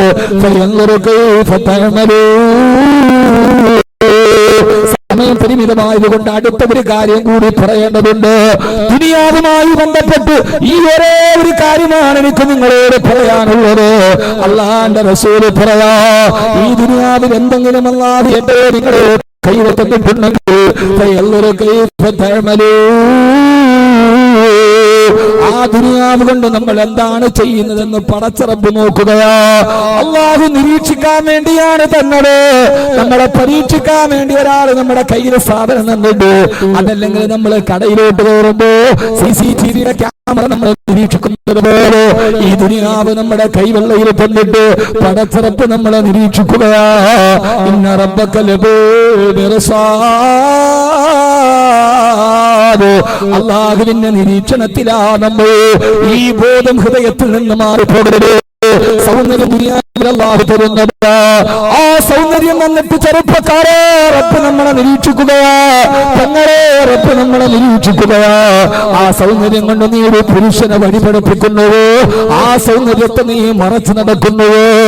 ആ സൗന്ദര്യത്തെ നീ അല്ലാഹു പറഞ്ഞവരുടെ മുമ്പിലല്ലാതെ വെളിവാക്കുന്നു. ആ സൗന്ദര്യം കൊണ്ട് മറ്റൊരു ചെറുപ്പക്കാരനെ വഴിപഠിപ്പിക്കുന്നുവോ? മറ്റൊരു പെണ്ണിനെ വഴിപഠിപ്പിക്കുന്നുവോ? സൗന്ദര്യമെന്ന ദുനിയാവ് തന്നിട്ട് റബ്ബ് നമ്മളെ നിരീക്ഷിക്കുകയാ. പണം അല്ലാഹു നമുക്ക് ദുനിയാവിൽ തന്നൊരാഡംബരമാണ്. അത് തന്നിട്ട് അല്ലാഹു നമ്മളെ നിരീക്ഷിക്കുകയാ. ആ പണം കണ്ടവൻ ഹറാമ് ചെയ്യുന്നുവോ? ആ പണം കണ്ടവൻ ഗാനമേള നടത്തുന്നുവോ? ആ പണം കണ്ടവൻ സിനിമ കാണുന്നുവോ? ആ പണം കണ്ടവൻ ആഡംബരം കാണിക്കുന്നുവോ? അതല്ല പണം അവൻ പാവപ്പെട്ടവർക്കും അഗതികൾക്കും അനാഥകൾക്കും നിരാശ്രയർക്കും നിദ്രാവിഹീനർക്കും അവൻ സദഖ ചെയ്യുന്നുവോ? അവൻ നാട്ടിലെ പിള്ളക്ക് സദഖ ചെയ്യുന്നുവോ? അത് കൊടുത്തത് ഞാനല്ലോ.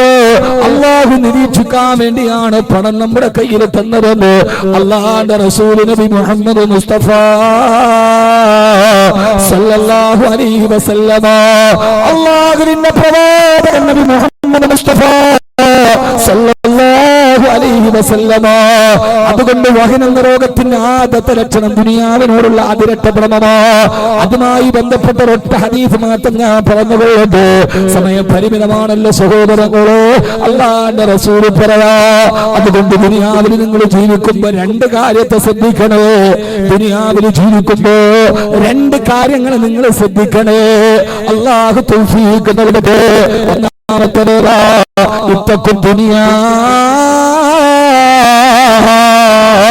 ദുനിയാവിനെ നിങ്ങൾ ശ്രദ്ധിച്ച് കൈകാര്യം ചെയ്യുകൊള്ളുക. ദുനിയാവ് ഏറ്റവും പ്രശ്നമാണ്. ഈ ദുനിയാ അഖല്ലു മിനൽ ഖലീലി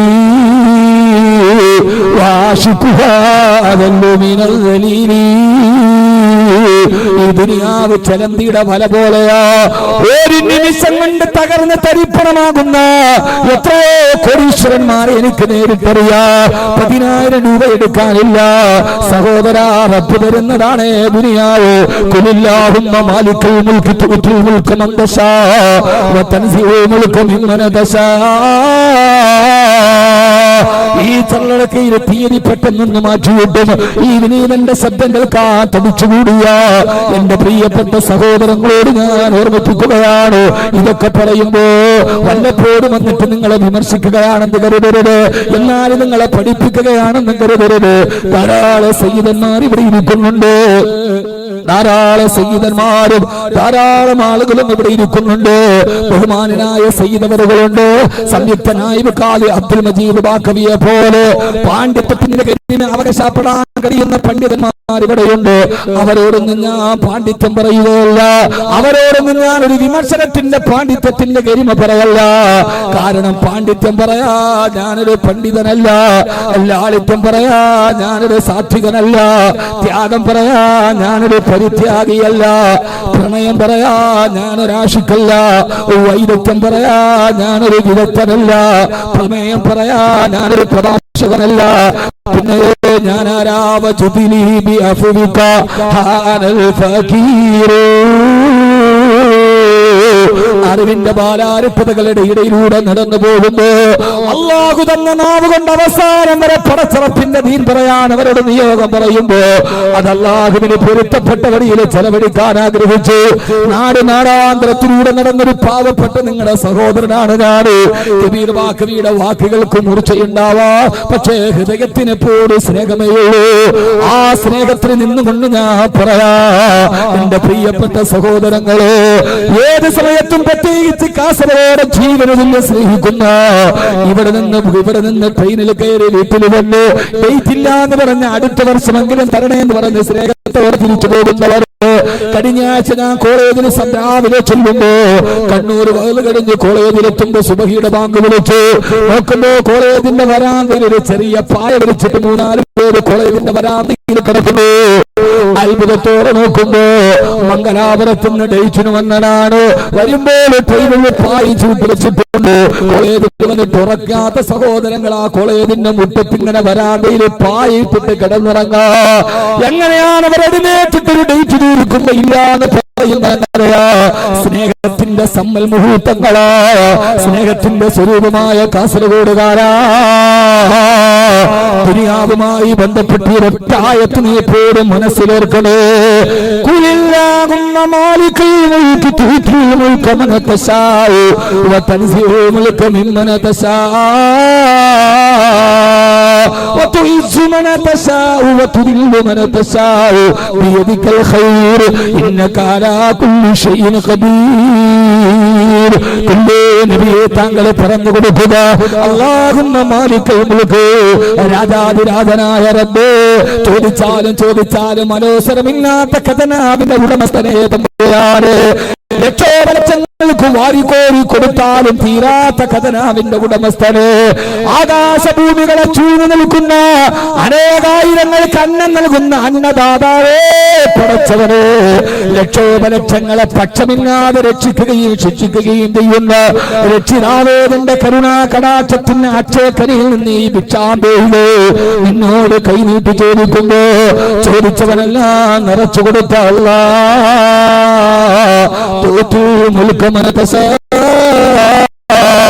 നീ ആഗ്രഹിക്കുന്ന നീ പ്രതാപവും അധികാരവും പണവും വാരിക്കോരി കൊടുക്കും. അല്ലാഹുവേ, നീയാണ് ഒരാൾക്ക് പണം കൊടുക്കുന്നവന്.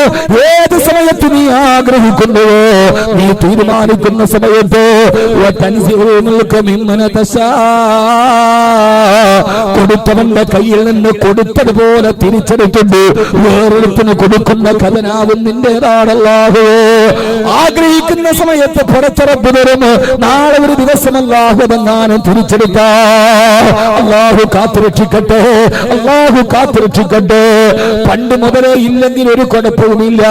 പണ്ട് മുതലേ തലപൊക്കി ജീവിച്ചിട്ട് അവസാനമെങ്ങാനും മറ്റൊരുത്തന്റെ മുമ്പിൽ കൈനീട്ടേണ്ട ഒരവസ്ഥ വന്നാൽ നമ്മളൊക്കെ അഭിമാനത്തോടെ ജീവിച്ചിട്ട് നാളെ നമ്മുടെ മക്കൾ മറ്റൊരുത്തന്റെ മുമ്പിൽ കൈനീട്ടേണ്ട ഒരവസ്ഥ വന്നാൽ അല്ലാഹു കാത്തുരക്ഷിക്കുമാറാകട്ടെ.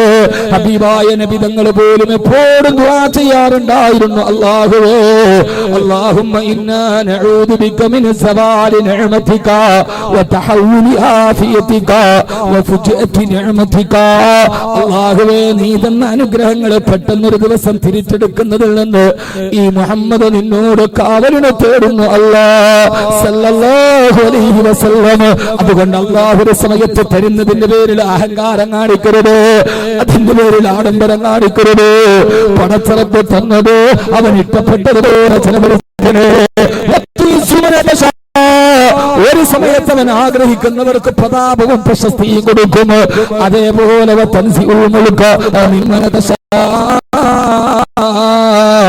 അവൻ ഉദ്ദേശിക്കുന്നവരിൽ നിന്നത് ഊരിയെടുക്കുകയും ചെയ്യും. എത്ര ആളുകളാ പടച്ചവനെ. അല്ലാഹുവേ, അല്ലാഹുവേ, അല്ലാഹുമ്മ ലാ തുദില്ലനാ വലാ തഫ്ലഹനാ ബൈന റൂസുൽ ഖലായിദ് ലാ ഫി ദുനിയാ വലാ ഫിൽ ആഖിറ.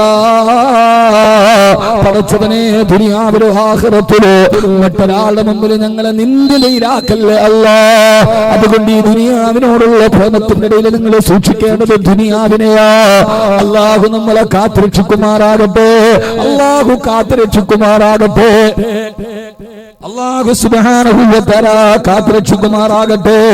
എന്റെ പ്രിയപ്പെട്ട സഹോദരങ്ങളെ, സഹോദരിമാരെ, അല്ലാഹു സുബ്ഹാനഹു വ തആല നമുക്കെല്ലാവർക്കും ഇതിനെക്കുറിച്ചുള്ള ബോധം നൽകി അനുഗ്രഹിക്കുമാറാകട്ടെ. എല്ലാവരും 3 സ്വലാത്ത് ചൊല്ലീന് അല്ലാഹു നമുക്ക് നൽകിയ ആരോഗ്യവും അനുഗ്രഹവും നിലനിൽക്കാൻ. അല്ലാഹുമ്മ സ്വല്ലി അലാ മുഹമ്മദ് സല്ലല്ലാഹു അലാ മുഹമ്മദ് സല്ലല്ലാഹു അലാ മുഹമ്മദ് സല്ലല്ലാഹു അലാ മുഹമ്മദ്. അല്ലാഹുമ്മ സല്ലി അലാ മുഹമ്മദ്. അല്ലാഹു നമ്മളെ സ്വീകരിക്കുമാറാകട്ടെ. അതുകൊണ്ട് ഈ ദുനിയാവുമായി ബന്ധപ്പെട്ട് ആദ്യം സൂക്ഷിക്കേണ്ട ദുനിയാവിനെ തന്നെയാണ്. ദുനിയാവ് നിഴല് പോലെയാണ്. ദുനിയാവ് നിഴലാ തേടിയാൽ ഓടുന്നതാ. ദുനിയാവ് നീങ്ങിപ്പോകുന്നൊരു നിഴലാണ്. നിഴലിനെ പിടിക്കാൻ അങ്ങോട്ട് പോയാൽ നിഴലൊരിക്കലും പിടുത്തം തരൂല്ല. എന്നാൽ ഇത് പോട്ടെ നമ്മൾ തിരിച്ചിങ്ങോട്ട് വന്നാലും നിഴൽ നമ്മുടെ കൂടെ വരും. അതാണ് ദുനിയാവ്. ഇതിനെ വെട്ടിപ്പിടിക്കാൻ വേണ്ടി അങ്ങോട്ട് പോയി ഇത് കൈ കിട്ടൂല. എന്നാൽ ഇത് പോട്ടെ എന്ന് പറഞ്ഞിട്ട് വിട്ടാലോ നേരെ നമ്മുടെ കൂടെ വരും. മഹാനായ ഷെയ്ഖിന്റെ അടുക്കൽ ശിഷ്യൻ വന്നു, ഒരു ഹദിയ കൊണ്ടുപോയി കൊടുത്തു. ഷെയ്ഖ് വാങ്ങിച്ചില്ല. ഷെയ്ഖ് ആട്ടി ഓടിച്ചു. ഒരു ഹദിയ പൈസ കൊണ്ട് കൊടുത്ത് ആട്ടി ഓടിച്ചു. ഷെയ്ഖ്, എനിക്ക് വേണ്ട, ദുനിയാവ് വേണ്ട. അവർ ഇന്നലില്ലാഹി ഇബാദൻ ഫുതന തല്ലഖു ദുനിയ വഖാഫുൽ ഫിതന ആട്ടി ഓടിച്ചു. ശിഷ്യന് മനസ്സ് വരാതെ ഇറങ്ങിപ്പോയപ്പോ ഷെയ്ഖ് തറസോട്ടുകൊണ്ടിരിക്കുകയാണ്. ഇറങ്ങിപ്പോയപ്പോ ഷെയ്ഖിന്റെ ഷൂ അവിടെ അടുപ്പുണ്ട്. അപ്പൊ ഷൂവിന്റെ അകത്ത് ഈ പൈസ വെച്ചിട്ട് ശിഷ്യൻ പോയി. മഹാനായ ഷെയ്ഖ് ദറസൊക്കെ തീർന്നു. ശിഷ്യന്മാരുടെ കൂടെ ഇറങ്ങി വന്ന് നോക്കി, ചെരുപ്പ് കാലിലേക്ക് ഇടാൻ വേണ്ടി നോക്കിയപ്പോ ഷൂവിന്റെ അടുക്കൽ പൈസ ഇരിക്കും. അദ്ദേഹം എന്ത് ചെയ്തല്ലോ, ശിഷ്യന്മാരെയൊക്കെ വിളിച്ചിട്ട് വന്ന് കണ്ടു, ഇതാണ് ദുനിയാവ്. വേണ്ടാന്ന് പറഞ്ഞ് ഞാൻ അതിനെ ആട്ടി വിളിച്ചപ്പോൾ അതിന്റെ കാലിന്റെ അടിയിൽ നടക്കും. ഇതാണ് ഷെയ്ഖന്മാർ പഠിപ്പിക്കുന്ന പാഠം. നല്ല ഷെയ്ഖന്മാർ കിട്ടണം നല്ലതായിരിക്കണം. മോശമാണെങ്കിൽ ചിലപ്പോൾ ദുനിയാവില്ല, ആഖിറ ഉണ്ടാവില്ല. മലപ്പുറം ജില്ലയിൽ ഒരു ഷെയ്ഖുണ്ട്, മുപ്പിലാണ് നിസ്കാരം ഇല്ലത്ര. പുള്ളി ബയ്യത്ത് ചെയ്യുന്നവർക്ക് നിസ്കാരമില്ല. ഏതൊക്കെ ഹലാക്കിന്റെ ഷെയ്ഖന്മാരും തരീക്കത്തുകളും ഉണ്ടാവും. അതുകൊണ്ട് അതൊക്കെ നല്ല ബുദ്ധിയോടുകൂടി നമ്മുടെ ആധികാരിക പണ്ഡിത സഭ സമസ്ത കേരള ജമിയത്തുൽ ഉലമ അറിയാതൊക്കെ പെട്ടുപോയാലും ആളുകളോട് അലിമ്യങ്ങളോട് വന്ന് ചോദിക്കണം, ഉസ്താദ് ഈ തരീഖത്ത് ഏതാണ്? ഇന്ന് ലോകത്ത് മുഴുവനും കുമിഞ്ഞു പൊന്തുകയാണ്. അതിനകത്ത് ബയ്യത്തീത കുഴപ്പമുണ്ടോ? ഇത് സമസ്ത അംഗീകരിച്ചതാണോ? അഹ്ലുസുന്നത്ത് അംഗീകരിച്ചതാണോ? മലപ്പുറം ജില്ലയിൽ ഒരു തരീഖത്തുണ്ട്, ഭയങ്കര തിരക്കാണ്, ചെറുപ്പക്കാരാണ് കൂടുതൽ, നിസ്കാരം ഇല്ലത്ര. ഷെയ്ഖിന്റെ വാദം നിസ്കരിക്കണ്ട, നിസ്കാരത്തിന്റെ സമയത്ത് നിങ്ങൾ എന്നെ ഓർക്കണമെന്നാണല്ലോ പറഞ്ഞത്. അപ്പൊ ബാങ്ക് വിളിക്കണ സമയത്ത് മെല്ലെ നിന്നിട്ട് അള്ളാനെ ഓർത്താൽ മതി, ഒരു 5 മിനിറ്റ്. അപ്പൊ വണ്ടി പോവാണ്, പള്ളിയിൽ ബാങ്ക് വിളിച്ചു, അപ്പൊ ഒന്ന് ഓർത്താൽ മതി, അല്ലാഹ് പടച്ചനെ ബാങ്ക് വിളിച്ചു, തീർന്നു. ഉള്ള ഫ്രീക്കന്മാര് പിള്ളേരെല്ലാം മൂപ്പിലാന്റെ ഷെയ്ഖില് തരീക്കത്തിൽ, അവർക്ക് അതിനേക്കാളും വലിയ വേറെ വല്ലതും. പെണ്ണിനെ കെട്ടിപ്പിടിക്കണ തരീക്കത്ത്, മുത്തം കൊടുക്കണ തരീക്കത്ത് വേറൊന്ന്, കൈ മുത്ര തരീക്കത്ത് വേറൊന്ന്, ഇങ്ങനെ ഹലാക്കുകൾ മുഴുവൻ ഇങ്ങനെ വരികയാണ്. അതുകൊണ്ട് എൻ്റെ ചെറുപ്പക്കാരോട് പ്രത്യേകിച്ച് ഒന്നിൽ പോകുമ്പോൾ നിങ്ങൾ ആലിമീങ്ങൾ, നിങ്ങളുടെ നാട്ടിലുണ്ടാകും ആലിമീങ്ങൾ, അവരുമായി ബന്ധപ്പെടും. അള്ളാഹു തൗഫീക്ക് നൽകട്ടെ, ആമീൻ പറയീൻ. അള്ളാഹു തൗഫീക്ക് നൽകി അനുഗ്രഹിക്കട്ടെ. അതുകൊണ്ട് ദുനിയാവ് നെടലാണ്, അതിനെ വിട്ടിട്ട് പോയാൽ അത് നമ്മുടെ കൂടെ വരും. അതല്ല, അതിനെ മുഴുവനും നമ്മൾ ആഗ്രഹിച്ചാൽ ഒരിക്കലും ആ ദുനിയാവ് നമ്മുടെ കൂടെ ഉണ്ടാവില്ല. അള്ളാഹുവാണ് തരുന്നവൻ. ഒരു ദിവസം അവൻ തരും, ഒരു ദിവസം അവൻ തിരിച്ചെടുക്കും. ആ ഒരു ബോധം ദുനിയാവിൽ എപ്പോഴും ഉണ്ടാകണം. അല്ലാഹുവേ, ഞാൻ ഈ സമ്പാദിച്ചതൊന്നും എനിക്ക് ഒരിക്കലും കൊണ്ടുപോകാൻ കഴിയില്ലല്ലോ. അതുകൊണ്ട് അല്ലാഹു തന്നതെല്ലാം അല്ലാഹു ഒരു ഭാഗത്ത് നമ്മുടെ കൈ നിറച്ചു തന്നാൽ ആ തന്നതെല്ലാം പടച്ചറപ്പിന് വേണ്ടി ദുആ ചെയ്യണേ, പടച്ചറപ്പിന് വേണ്ടി ചെലവ് ചെയ്യണേ, നിന്റെ കുടുംബത്തിന് വേണ്ടി ദുആ ചെയ്യിപ്പിക്കണേ. ആദരവായ ബഹുമാനപ്പെട്ട സയ്യിദുനാ ഉസ്മാൻ ഇബ്നു അഫ്ഫാൻ റളിയല്ലാഹു തആല അൻഹു ചന്തയിൽ കാരക്ക വിൽക്കാൻ പോയി. ആ കാരക്കയ്ക്ക് ഏതാണ്ട് 100 ദിർഹം മാർക്കറ്റിൽ വിലയുണ്ട്. ഒരാൾ വന്നിട്ട് പറഞ്ഞു 100 ദിർഹം തരാ. ഉസ്മാൻ റളിയല്ലാഹു അൻഹു പറഞ്ഞു എനിക്ക് വേണ്ട, ഇത് ഞാൻ കൊടുക്കുന്നില്ല. ഒരാൾ പറഞ്ഞു 200 ദിർഹം തരാം. അപ്പോഴും ഉസ്മാൻ റളിയല്ലാഹു അൻഹു പറഞ്ഞു ഇതിനേക്കാളും വില എന്നോട് വേറൊരു കച്ചവടക്കാരൻ പറഞ്ഞിട്ടുണ്ട്, ഇതിപ്പോ ഇരട്ടി വിലയാണ് പറഞ്ഞിട്ടുള്ളത്. വേറൊരാൾ പറഞ്ഞു ഉസ്മാൻ അതിന് ഞങ്ങൾ 300 ദിർഹം തരാം. 100 ദിർഹമെങ്കിലും കാരക്ക നല്ലതായി കൊണ്ട് ഇരട്ടി വില പറയാ, ഇരട്ടിയുടെ ഇരട്ടി വില 300 ദിർഹം തരാം ഉസ്മാൻ.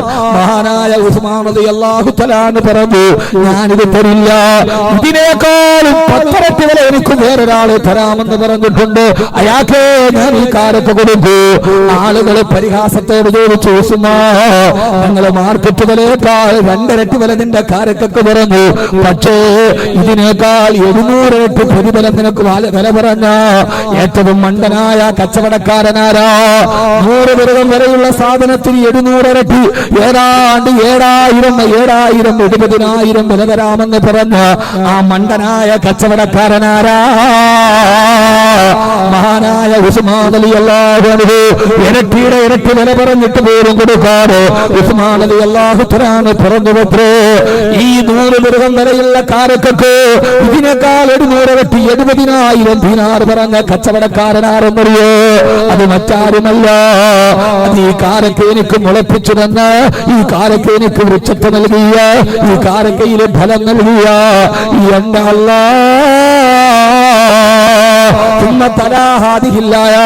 എന്നിട്ട് ഉസ്മാൻ റളിയല്ലാഹു അൻഹു ആയത്തോതിയത്രേ മസലുല്ലദീന യുൻഫിഖൂന അംവാലഹും ഫീ സബീലില്ലാഹ് കമസലി ഹബ്ബത്തിൻ أنبتت 7 سنابل في كل سنبلة 100 حبة.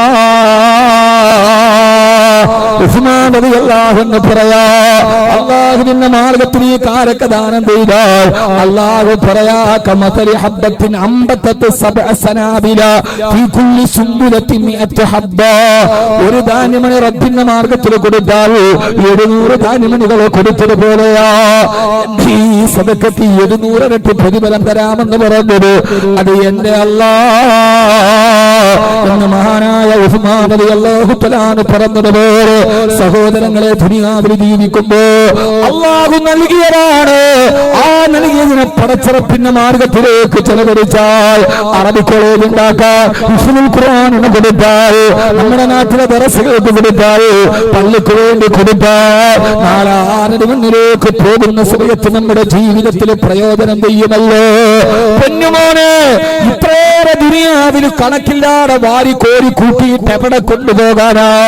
അവസാനം നീ കൊണ്ടുപോകുന്നവരാ സമ്പാദ്യ മുതലേ നിന്ന് 3 കുഫാന, അത് മാത്രമല്ല ദിലപ്പോഴും വഹദാന. 3 കഫൻ തുണി, അതിനപ്പുറത്തേക്ക് ആർക്കാവുള്ളത്?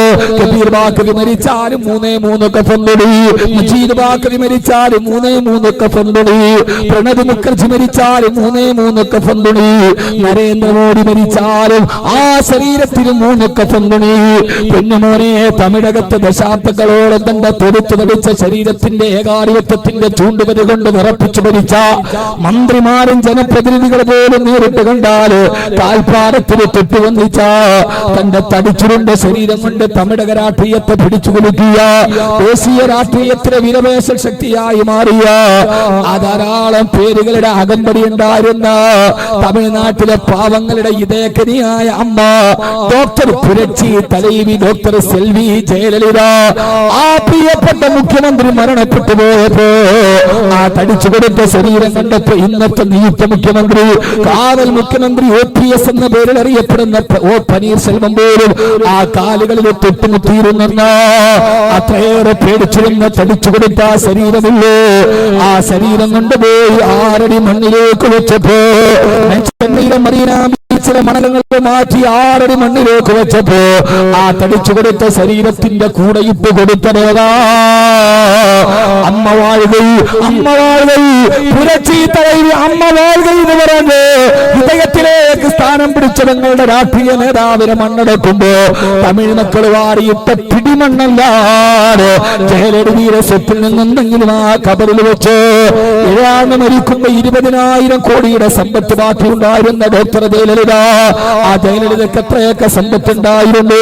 തിരുനെൽവേലിയിൽ 1197 ഏക്കർ, വാലാജിപ്പേട്ടയിൽ 200 ഏക്കറോളം വരുന്ന കൃഷിസ്ഥലങ്ങള്, ഊത്തുക്കോട്ടയിൽ ബാക്കി വെച്ചിരിക്കുന്ന 100 ഏക്കറുകള്, സിർത്താവൂരിൽ 25 ഏക്കറോളം വരുന്ന ഭൂതലങ്ങള്, കാഞ്ചീപുരത്ത് 200 ഏക്കറം വരുന്ന വിശാലമായ വ്യവസായ സ്ഥലങ്ങള്, 100 ഏക്കറോളം വരുന്ന സ്വകാര്യമായ അഗ്രോഭ മാത്രം അഗ്രികൾച്ചർ മാത്രം 100 ഏക്കർ വരുമെന്ന്. മറിച്ച് ഹൈദരാബാദില് 14 ഏക്കറോളം ഉണ്ടായിരുന്ന മന്ത്രിത്വങ്ങള്, നീലഗിരിയിലെ ഹരിതാപമായ നീലഗിരിയിലെ കോടനാട് ബംഗ്ലാവുകൾ ഉൾപ്പെടെ 898 ഏക്കർ, ഇതിനു മാത്രം 4000 കോടി രൂപ വില വരുമെന്ന്. നീലഗിരിയിലെ കോടനാട് ബംഗ്ലാവിലെ ആ ഒരു ബംഗ്ലാവിന് മാത്രം 4000 കോടി രൂപ വില വരുമെന്ന്. ചെന്നൈ പോയസ് ഗാർഡനിലെ 24,000 ചതുരശ്ര അടി വിസ്തീർണമുള്ള ഭേദനിലയമെന്ന് പറയുന്ന ഇന്ന് പനീർശെൽവം സ്മാരകമാക്കി മാറ്റിയ 100 കോടിയോളം വില പറയുന്ന പോയസ് ഗാർഡിനെ ഭേദനിലയെന്ന് ഏതാണ്ട് പെങ്ങളോ 21 കിലോയോളം വലിപ്പം വരുന്ന 25 കിലോ തൂക്കം വരുന്ന സ്വർണ്ണാഭരണങ്ങള് ഇതെല്ലാം സമ്പാദിച്ചു കൂട്ടി അവസാനമാ തടിച്ച ശരീരം മണ്ണിലോട്ട് ഇറക്കി വെക്കുമ്പോ ഇതൊന്നും ഒന്നില്ലല്ലോ ചെറുപ്പക്കാരാ. മുഖ്യമന്ത്രിയെ പോലും കാലിൽ തൊട്ടിച്ച ഉരുണ്ടു പെരുത്ത ശരീരത്തിലേക്ക് ഒരു പേടിയുമില്ലാതെ ആ ശരീരത്തിന്റെ മുകളിലൂടെ ഇറങ്ങി നടന്നതാരാ? 6 അടി മണ്ണിന്റെ ഉള്ളിൽ കാത്തിരുന്ന പുഴുക്കളും ചതലുകളും ആ തടിച്ചു കൊടുത്ത ശരീരത്തിന്റെ മാംസഭാഗങ്ങൾ കൊത്തി നുറുക്കിയപ്പോ അരുതേ എന്ന് പറയാൻ കഴിയാറ്. ആരാ? ജയലളിതയാരാ? ജയലളിത താമസിച്ച കിടന്ന കിടപ്പുമുറിയുടെ വിസ്തീർണം നിങ്ങൾക്കറിയോ? നമ്മുടെയൊക്കെ 10 ഇല്ലെങ്കിൽ 12 ജയലളിത താമസിച്ച ബെഡ്റൂമിന് 24,000 സ്ക്വയർ ഫീറ്റ് വിസ്തൃതിയുണ്ടെന്നാ. 24,000 സ്ക്വയർ ഫീറ്റ് വിസ്തൃതിയുള്ള ബെഡ്റൂമിൽ കിടന്ന പെണ്ണിന് അവസാനം അന്ത്യയാത്രയിൽ കിട്ടിയത് 6 അടിയല്ലോ. എന്റെ പെണ്ണുമോനെ, ആ ശരീരത്തിലേക്ക് ചിതലുകളും പുഴുക്കളും കുടിച്ചു നടത്ത മാംസത്തെ കത്തിക്കുമ്പോ എന്റെ പ്രിയപ്പെട്ട ചെറുപ്പക്കാരാ, ദുനിയാവിനെ ഇങ്ങനെ അതിമറന്ന് ജീവിക്കുമ്പോ എന്റെ നാട്ടിലെ പള്ളിയിലെ ഖബർസ്ഥാനിൽ ചെന്നിട്ട് ആ മണ്ണിലേക്ക് നീ നിന്റെ ചെവി ഒന്ന് കേൾക്കണം. എന്നിട്ട് ആ മണ്ണിന്റെ സുവിശേഷം കേൾക്കണം. കേൾക്കേണ്ടത് കാസർഗോഡ് പെണ്ണേ, കേൾക്കേണ്ടത് ജോമോന്റെ സുവിശേഷമല്ല, ഖബർസ്ഥാനിലെ മണ്ണിന്റെ സുവിശേഷം ഒന്ന് കേൾക്ക്. നിന്റെ ചെവി കൊണ്ടുപോയി ഖബർസ്ഥാനിലെ മണ്ണിലേക്ക് ചേർത്ത് വെക്കുമ്പോ ആ മണ്ണിന്റെ ഇടയിൽ നിന്നൊരു ശബ്ദം നിന്റെ ശരീരത്തിന്റെ ചെവിയിൽ കേൾക്കാം. എന്താ ശബ്ദമെന്നറിയോ? أنا بيت الدود أنا بيت الدود أنا بيت الدود أنا بيت الوحشة أنا بيت الوحدة ഞാൻ ഏകാന്തതയുടെ വീടാണടാ ഞാൻ ഞാൻ നിന്റെ മാംസവും കാത്തിരിക്കുന്ന പുഴുക്കളാണടാ സഹോദരാ സഹോദരേ അതുകൊണ്ട് ദുനിയാവിന് വേണ്ടി ജീവിക്കരുത് ഇന്നമ ദുനിയാകബൈതിന് നസജതുഹുല്ലൻ കബൂ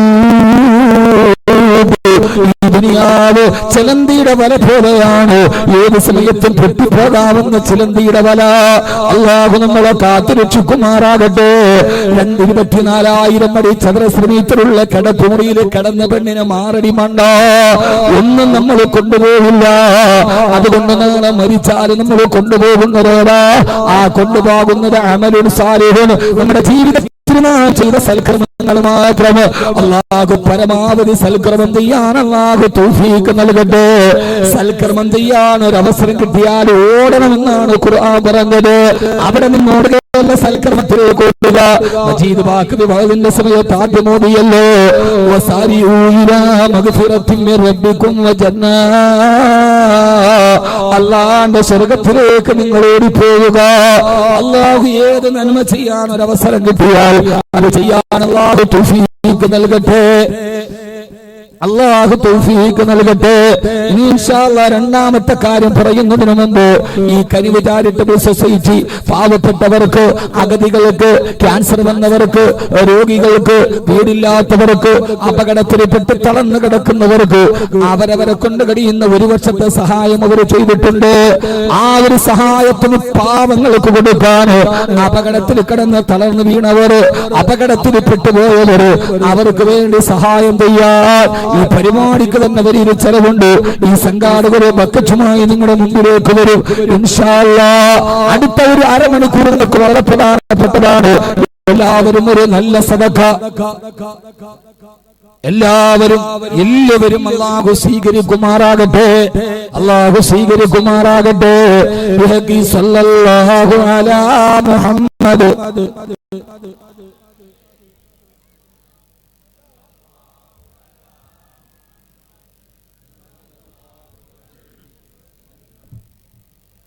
സല്ലല്ലാഹു അലാ മുഹമ്മദ് യാ റബ്ബി സല്ലി അലൈഹി വസല്ലം. അല്ലാഹുവേ നീ സ്വീകരിക്കണേ അല്ലാഹ്. ഈ സദഖ ചെയ്ത സഹോദരങ്ങൾ അല്ലാഹുവേ അവരുടെ ഹലാലായ മുറാദുകളെ ഹാസിലാക്കണേ തമ്പുരാനെ. ഐശ്വര്യം നൽകണേ അല്ലാഹ്. ഏതാഗ്രഹത്തോടെ സദഖ ചെയ്തുവോ ആ സദഖകളെ നീ രോഗങ്ങളുള്ളവരാണെങ്കിൽ ഈ കയ്യാബക്കത്തിലേക്ക് നീട്ടുന്ന സഹോദരങ്ങൾ അവരുടെ സദഖകളെ നീ സ്വീകരിക്കണേ അല്ലാഹ്. രോഗികളാണെങ്കിൽ രോഗങ്ങളെ നീ ശിഫയാക്കണേ തമ്പുരാനെ. പ്രയാസങ്ങളെ മാറ്റിക്കൊടുക്കണേ അല്ലാഹ്. കടബാധ്യതകളുള്ളവരാണെങ്കിൽ കടബാധ്യതയെ മാറ്റണേ അല്ലാഹ്. അവരുടെ മക്കളെ നീ സാലിഹീങ്ങളാക്കണേ അല്ലാഹ്. സയ്യിദുനാ മുഹമ്മദും വഅലിഹി വസഹ്ബിഹി അജ്മഈൻ. അല്ലാഹു സ്വീകരിക്കുമാറാകട്ടെ ഇൻഷാ അല്ലാഹ് എല്ലാവരും. അതോടൊപ്പം തന്നെ സമയം വളരെ കുറവാണ്, നിങ്ങൾക്കറിയാലോ. എനിക്ക് വിഷയം എങ്ങനെയും പറയണമെന്നുണ്ട്. ഇനിയിപ്പോ ഏതാണ്ട് 3/4 മണിക്കൂർ കൂടിയാണുള്ളത്.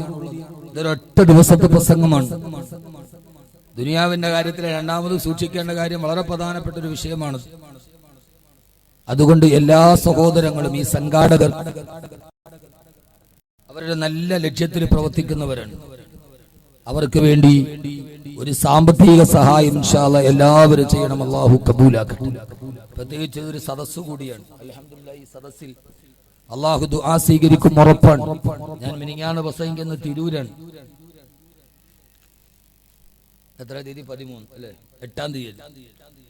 ഇത് പറഞ്ഞല്ലേ? 8-ാം തീയതി ഞാൻ പ്രസംഗിക്കുന്ന തിരൂരാണ്. തിരിച്ചെരുമ്പോ ഒരു സഹോദരൻ കാണാൻ വേണ്ടി വന്നു.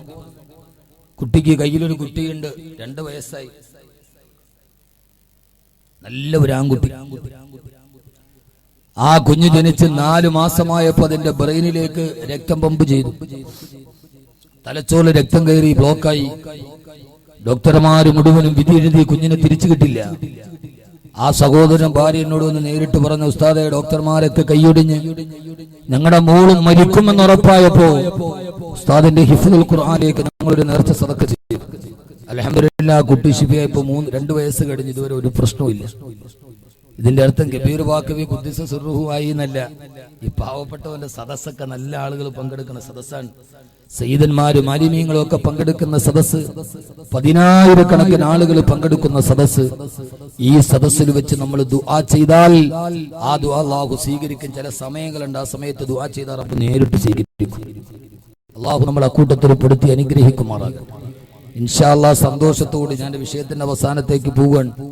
പാവങ്ങൾ, അഗതികൾ, ക്യാൻസർ വന്നവർ, രോഗം വന്നവർ, അപകടത്തിൽപ്പെട്ടവർ, ആര് സഹായിക്കാനില്ലാത്തവർ, ഈ കനിവ് ചാരിറ്റബിൾ സൊസൈറ്റി അവരെ സഹായിച്ചു വരികയാണ്. ആ പാവങ്ങളെ സഹായിക്കുന്ന ഫണ്ടിലേക്ക് ഇൻഷാ അല്ലാഹ് ഒരു 25,000 രൂപ വെച്ച് കുറെ സഹോദരങ്ങൾ അവരെ മനസ്സിൽ എന്താഗ്രഹമാണോ അല്ലാഹു അത് കബൂലാക്കട്ടെ. ധാരാളം ആഗ്രഹം ഉണ്ടാകും, ധാരാളം അത്ഭുതങ്ങൾ അൽഹംദുലില്ലാഹ് ഈ സദസ്സിൽ സംഭവിച്ചിട്ടുണ്ട്. ഞാനൊരു ഫഖർ പറയല്ല. ഇന്ന് ഈ വിനീതന്റെ സദസ്സിൽ എത്തുന്നവരൊക്കെ അവസാനത്തെ സലാത്തിനും ദുആയ്ക്കും എത്തുന്നവരാണ്. അൽഹംദുലില്ലാഹ് എനിക്ക് എന്റേതെന്ന് സ്വന്തമായിട്ടൊന്നുമില്ല. പക്ഷേ ഈ നാവ് കൊണ്ട് ധാരാളം ഹാഫിളീങ്ങൾ, അള്ളാഹുവിന്റെ ഖുർആൻ മനഃപ്പാഠമാക്കുന്ന ഹാഫിളീങ്ങൾ, അവർക്ക് ഖിദ്മത്ത് ചെയ്യാനും ധാരാളം ഹിഫ്ദുൽ ഖുർആൻ കോളേജുകൾ സ്ഥാപിക്കപ്പെടാനും ഈ വിനീതന്റെ നാക്കുകൾ കാരണമായിട്ടുണ്ട്. കേരളത്തിൽ മൊത്തത്തിൽ മക്കളെ ഹാഫിളീങ്ങളാക്കണം, ഓരോ നാട്ടിൽ ഹിഫ്ദ് കോളേജ് തുടങ്ങണം എന്ന ഒരു ആഗ്രഹം ഉണ്ടാക്കാൻ ഈ വിനീതന്റെ വാതിന് കഴിഞ്ഞിട്ടുണ്ട്. ബഹുമാനപ്പെട്ട ശൈഖുന ആലിക്കുട്ടി ഉസ്താദ് എന്നെ കണ്ടാലും പറയും, ബാക്കവി നിങ്ങൾക്ക് അഭിമാനിക്കാൻ, നിങ്ങൾ വാതിന് വന്നതോടുകൂടി കേരളത്തിൽ ധാരാളം ഹിഫ്ദ് കോളേജുകൾ ഉണ്ടായി. ഉസ്താദ് എപ്പോഴും എന്നോട് പറയും, അല്ലാഹു മഹാനവറുകൾക്ക് ആ ലാളിത്യത്തിന്റെ സാത്വിക മുഖം. ബഹുമാനപ്പെട്ട സമസ്ത കേരള ജമിയത്തുൽ ഉലമയുടെ ജനറൽ സെക്രട്ടറി ബഹുഭാഷാ പണ്ഡിതൻ ശൈഖുന ആലിക്കുട്ടി ഉസ്താദ്, അല്ലാഹു മഹാനവറുകൾക്ക് ആഫിയത്തും ആരോഗ്യവും ദീർഘായുസ്സും അല്ലാഹു നൽകി അനുഗ്രഹിക്കുമാറാകട്ടെ. അത്രയ്ക്ക് ലാളിത്യമുള്ള ഒരു പണ്ഡിതനെ കിട്ടാൻ വളരെ പ്രയാസമാണ്. അല്ലാഹു മഹാനവർക്ക് ആഫിയത്ത് നൽകട്ടെ. അതുകൊണ്ട് കാര്യം മനസ്സിലൊന്ന് വിചാരിച്ച് രോഗം മാറാൻ, പ്രയാസം മാറാൻ, സ്ഥലം വിറ്റു പോകാൻ, കടം മാറാൻ, ഗൾഫിലെ ബിസിനസ്സുകളിൽ ബറക്കത്തുണ്ടാവാൻ ഏതാഗ്രഹമാണോ റബ്ബ് കബൂലാക്കട്ടെ. ഇൻഷാ അല്ലാഹ് ബറക്കത്തോടെ ഒരു 25,000 രൂപ ഇവിടെ വെച്ച് വാഗ്ദാനം ചെയ്ത് പിന്നീട് ആ സഹോദരങ്ങൾ വരുമ്പോൾ കൊടുക്കാൻ ഇൻഷാ അല്ലാഹ് എന്റെ എല്ലാ സദസ്സിലും, നാളെ എന്റെ സദസ്സ്, മറ്റന്നാളത്തെ സദസ്സ്, ഏത് സദസ്സിലാണെങ്കിലും ഇൻഷാ അല്ലാഹ് എല്ലാ സദസ്സും അവർക്ക് വേണ്ടി ദുആ ചെയ്യും ഇൻഷാ അല്ലാഹ്. സന്തോഷത്തോടെ ആരാ ഒന്ന് കൈപൊക്കിയ ഉസ്താദ് 25,000 മാഷാ അല്ലാഹ്. ഖുലൂ തക്ബീർ. അല്ലാഹു സ്വീകരിക്കട്ടെ. ഒരു 5 മിനിറ്റ് ഞാൻ വന്നിട്ടാണ്, കാരണം സമയം കുറവാണ്. അല്ലാഹുവേ നീ സ്വീകരിക്കണേ അല്ലാഹ്. ആ ചെറുപ്പക്കാരന്റെ സദഖ നീ കബൂലാക്കണേ അല്ലാഹ്. അല്ലാഹുവേ ആഗ്രഹം മനസ്സിൽ വെച്ചിട്ടാണോ സബരീകരിക്കണേ അല്ലാഹ്. അല്ലാഹുവേ അല്ലാഹുവേ അദ്ദേഹത്തിന്റെ സാമ്പത്തിക മേഖല ഏതാണോ അതിന് നീ ബറക്കത്ത് നൽകണേ അല്ലാഹ്. എല്ലാവിധ ആയുരാരോഗ്യ സൗഖ്യം നൽകി അനുഗ്രഹിക്കണേ തമ്പുരാനെ. അല്ലാഹുവേ ഹാഫിളീങ്ങളായ ആലിമീങ്ങളായ പെണ്ണുമക്കൾ നൽകണേ അല്ലാഹ്. അവസാനം വരെ തീരുപിടിക്കപ്പെടുന്ന രോഗത്തിൽ നിന്ന് നീ കാക്കണേ അല്ലാഹ്. മാഷാ അല്ലാഹ് 25,000 രൂപ ചെക്ക് കൂടെ കൊണ്ടടക്കാണ്. ഇവിടെ തരണമെന്നൊരു ആഗ്രഹത്തോടെ നേരത്തെ വന്ന ആളാണ്. അതാണ് സഹോദരങ്ങൾ വാതിൽ നടക്കുന്നു, എന്തെങ്കിലും കൊടുക്കണം എന്ന ആഗ്രഹത്തോടെ വന്നതാണ്. മാഷാ അല്ലാഹ്. ആ ചെറുപ്പക്കാരൻ ഇതുപോലെയുള്ള യുവാക്കളാണ് ഇസ്ലാമിന് വേണ്ടത് റബ്ബേ. ആ സഹോദരന്റെ മാതാപിതാക്കൾക്ക് നീ ആയുരാരോഗ്യ സൗഖ്യം നൽകണേ റബ്ബേ. ഈ ജീവിതത്തിൽ കൊടുത്തതെല്ലാം ഖൈറാക്കണേ അല്ലാഹ്. ഖലീൽ മാടത്തെടുക്ക അല്ലാഹുവേ. മഹാനായ ഖലീലുല്ലാഹി ഇബ്രാഹിം നബി അലൈഹി സ്വലാത്തു വസ്സലാമിന്റെ ജീവിതത്തിൽ ബറക്കത്ത് ചെയ്തതുപോലെ ഖലീൽ എന്ന സഹോദരന്റെ ജീവിതത്തിൽ ബറക്കത്ത് നൽകണേ അല്ലാഹ്. ഭാര്യ ഇബ്രാഹിം നബിയുടെ ഭാര്യ ഹാജറയെ പോലെ, മക്കളെ ഇസ്മായിൽ നബിയെ പോലെ ആ കുടുംബത്തിന് നീ ആകമാനം സമ്പത്തും നീ ബറക്കത്തും നൽകണേ അല്ലാഹ്.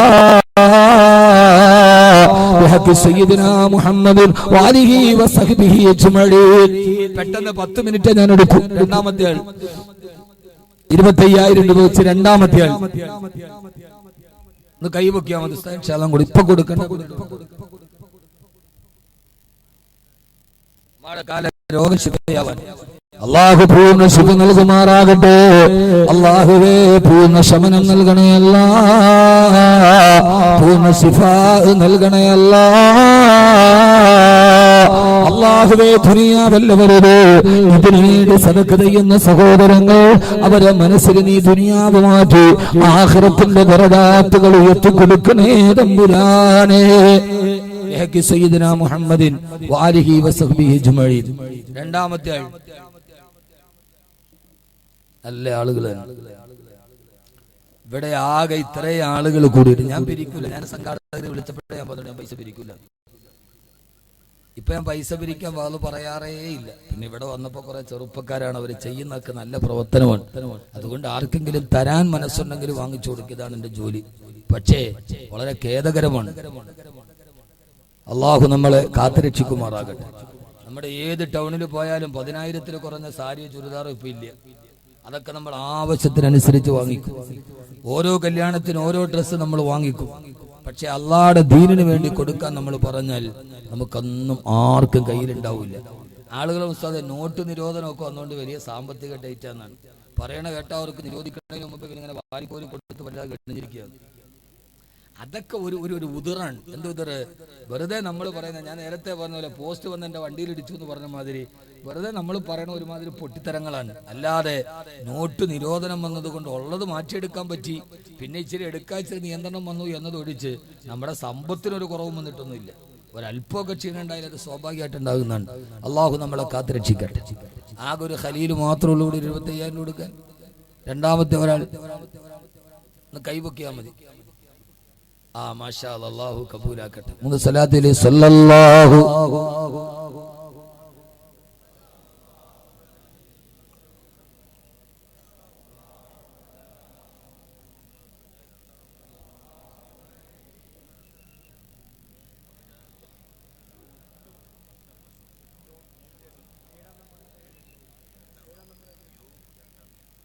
കേളിയു. രണ്ടാം നമ്പർ 10 ലക്ഷത്തിന് ലേലം വിളിച്ചു. ഏഴാം നമ്പർ 5 ലക്ഷം. നമ്മുടെ വാഹനത്തിന് ഫാൻസി നമ്പറിനൊക്കെ 2 ലക്ഷം 5 ലക്ഷം ഒക്കെ. പക്ഷെ മയ്യത്ത് ആ വണ്ടി കൊണ്ടുപോകില്ലല്ലോ. കൊണ്ടുപോകണ വണ്ടിയിൽ എഴുതിയിരിക്കണ ഇന്ന് ഞാൻ നാളെ നീ, അങ്ങനെ എഴുതും. ഒരാള് 10,000 രൂപ മാഷാ അല്ലാഹ്, അല്ലാഹു കബൂലാക്കട്ടെ. മുഹമ്മദ് ഹക്കീം. അല്ലാഹുവേ, ഹക്കീം എന്ന സഹോദരന് നീ ഖൈർ നൽകണയല്ല, പ്രയാസങ്ങൾ മാറ്റി കൊടുക്കണയല്ല. ഏതാഗ്രഹത്തോടെ ആ സദഖ നൽകിയോ അദ്ദേഹത്തിന് ഹലാലായ മുറാദുകൾ ഹാസിലാക്കണേ തമ്പുരാനേ. അവസാനം വരെ കീറി മുറിക്കപ്പെടുന്ന രോഗത്തിൽ നിന്ന് നീ കാക്കണയല്ല. പടച്ചവനെ, അദ്ദേഹത്തിന്റെ ജീവിതത്തിൽ നീ എല്ലാവിധ ഐശ്വര്യങ്ങളും നൽകി അനുഗ്രഹിക്കണയല്ല. പ്രയാസങ്ങൾ മാറ്റി കൊടുക്കണേ തമ്പുരാനേ. നന്മ നൽകി അനുഗ്രഹിക്കണേ അല്ലാഹുവേ. കീറി മുറിക്കപ്പെടുന്ന രോഗത്തിൽ നിന്ന് അവസാനം വരെ നീ മോചനം നൽകി കാവല് നൽകണേ അല്ലാ. പടച്ചവനെ, ഒരു ചെറിയ രോഗം വന്നാൽ തകർന്നു പോകുന്ന ജീവിതം, മാരക രോഗത്തിൽ നിന്ന് നീ സദഖ ചെയ്യുന്ന സഹോദരങ്ങളെ നീ കാക്കണേ അല്ലാ. ബിഹഖി സയ്യിദിനാ മുഹമ്മദിൻ വആലിഹി വസഹ്ബിഹി അജ്മഈൻ. അല്ലാഹു സ്വീകരിക്കുമാറാകും. മൂന്നാമത്തെ ആൾ,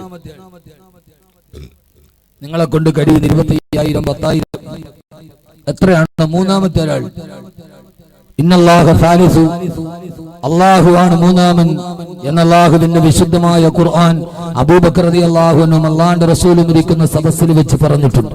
അല്ലാഹു സ്വീകരിക്കുമാറാകട്ടെ.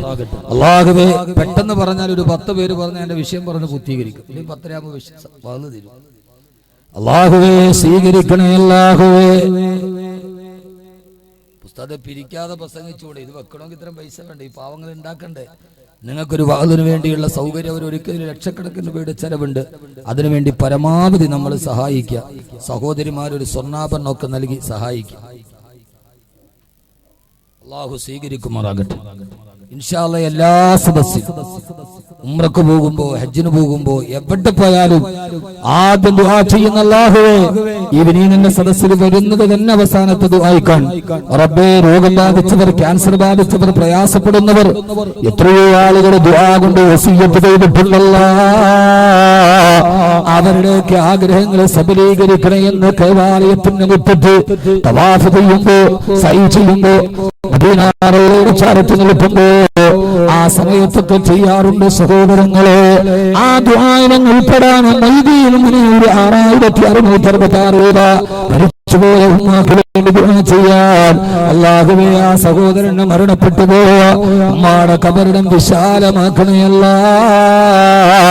ആ കബറിൽ നീ ദറജാത്തുകൾ എത്തി കൊടുക്കണയല്ല,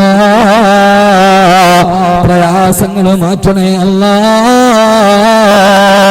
ആ ഉമ്മാടെ കൈപിടിച്ച് സ്വർഗത്തിലേക്ക് നടന്നു പോകാൻ നീ അവസരം നൽകണയല്ല.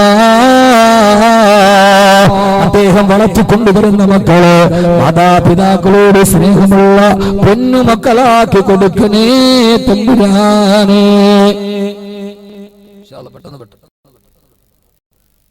അല്ലാഹു സ്വീകരിക്കുമാറാകട്ടെ.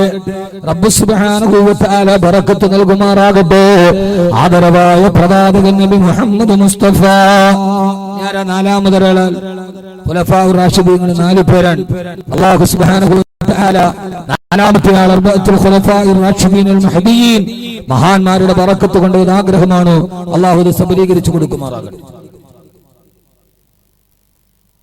നാലാമത്തെ ആൾ സംഘാടകർ അവിടെ നിൽക്കുന്നുണ്ട്, ഒന്ന് പേരെഴുതി കൊടുത്തു വിട്ടാൽ മതി. നമുക്ക് ദുആ ചെയ്യാം.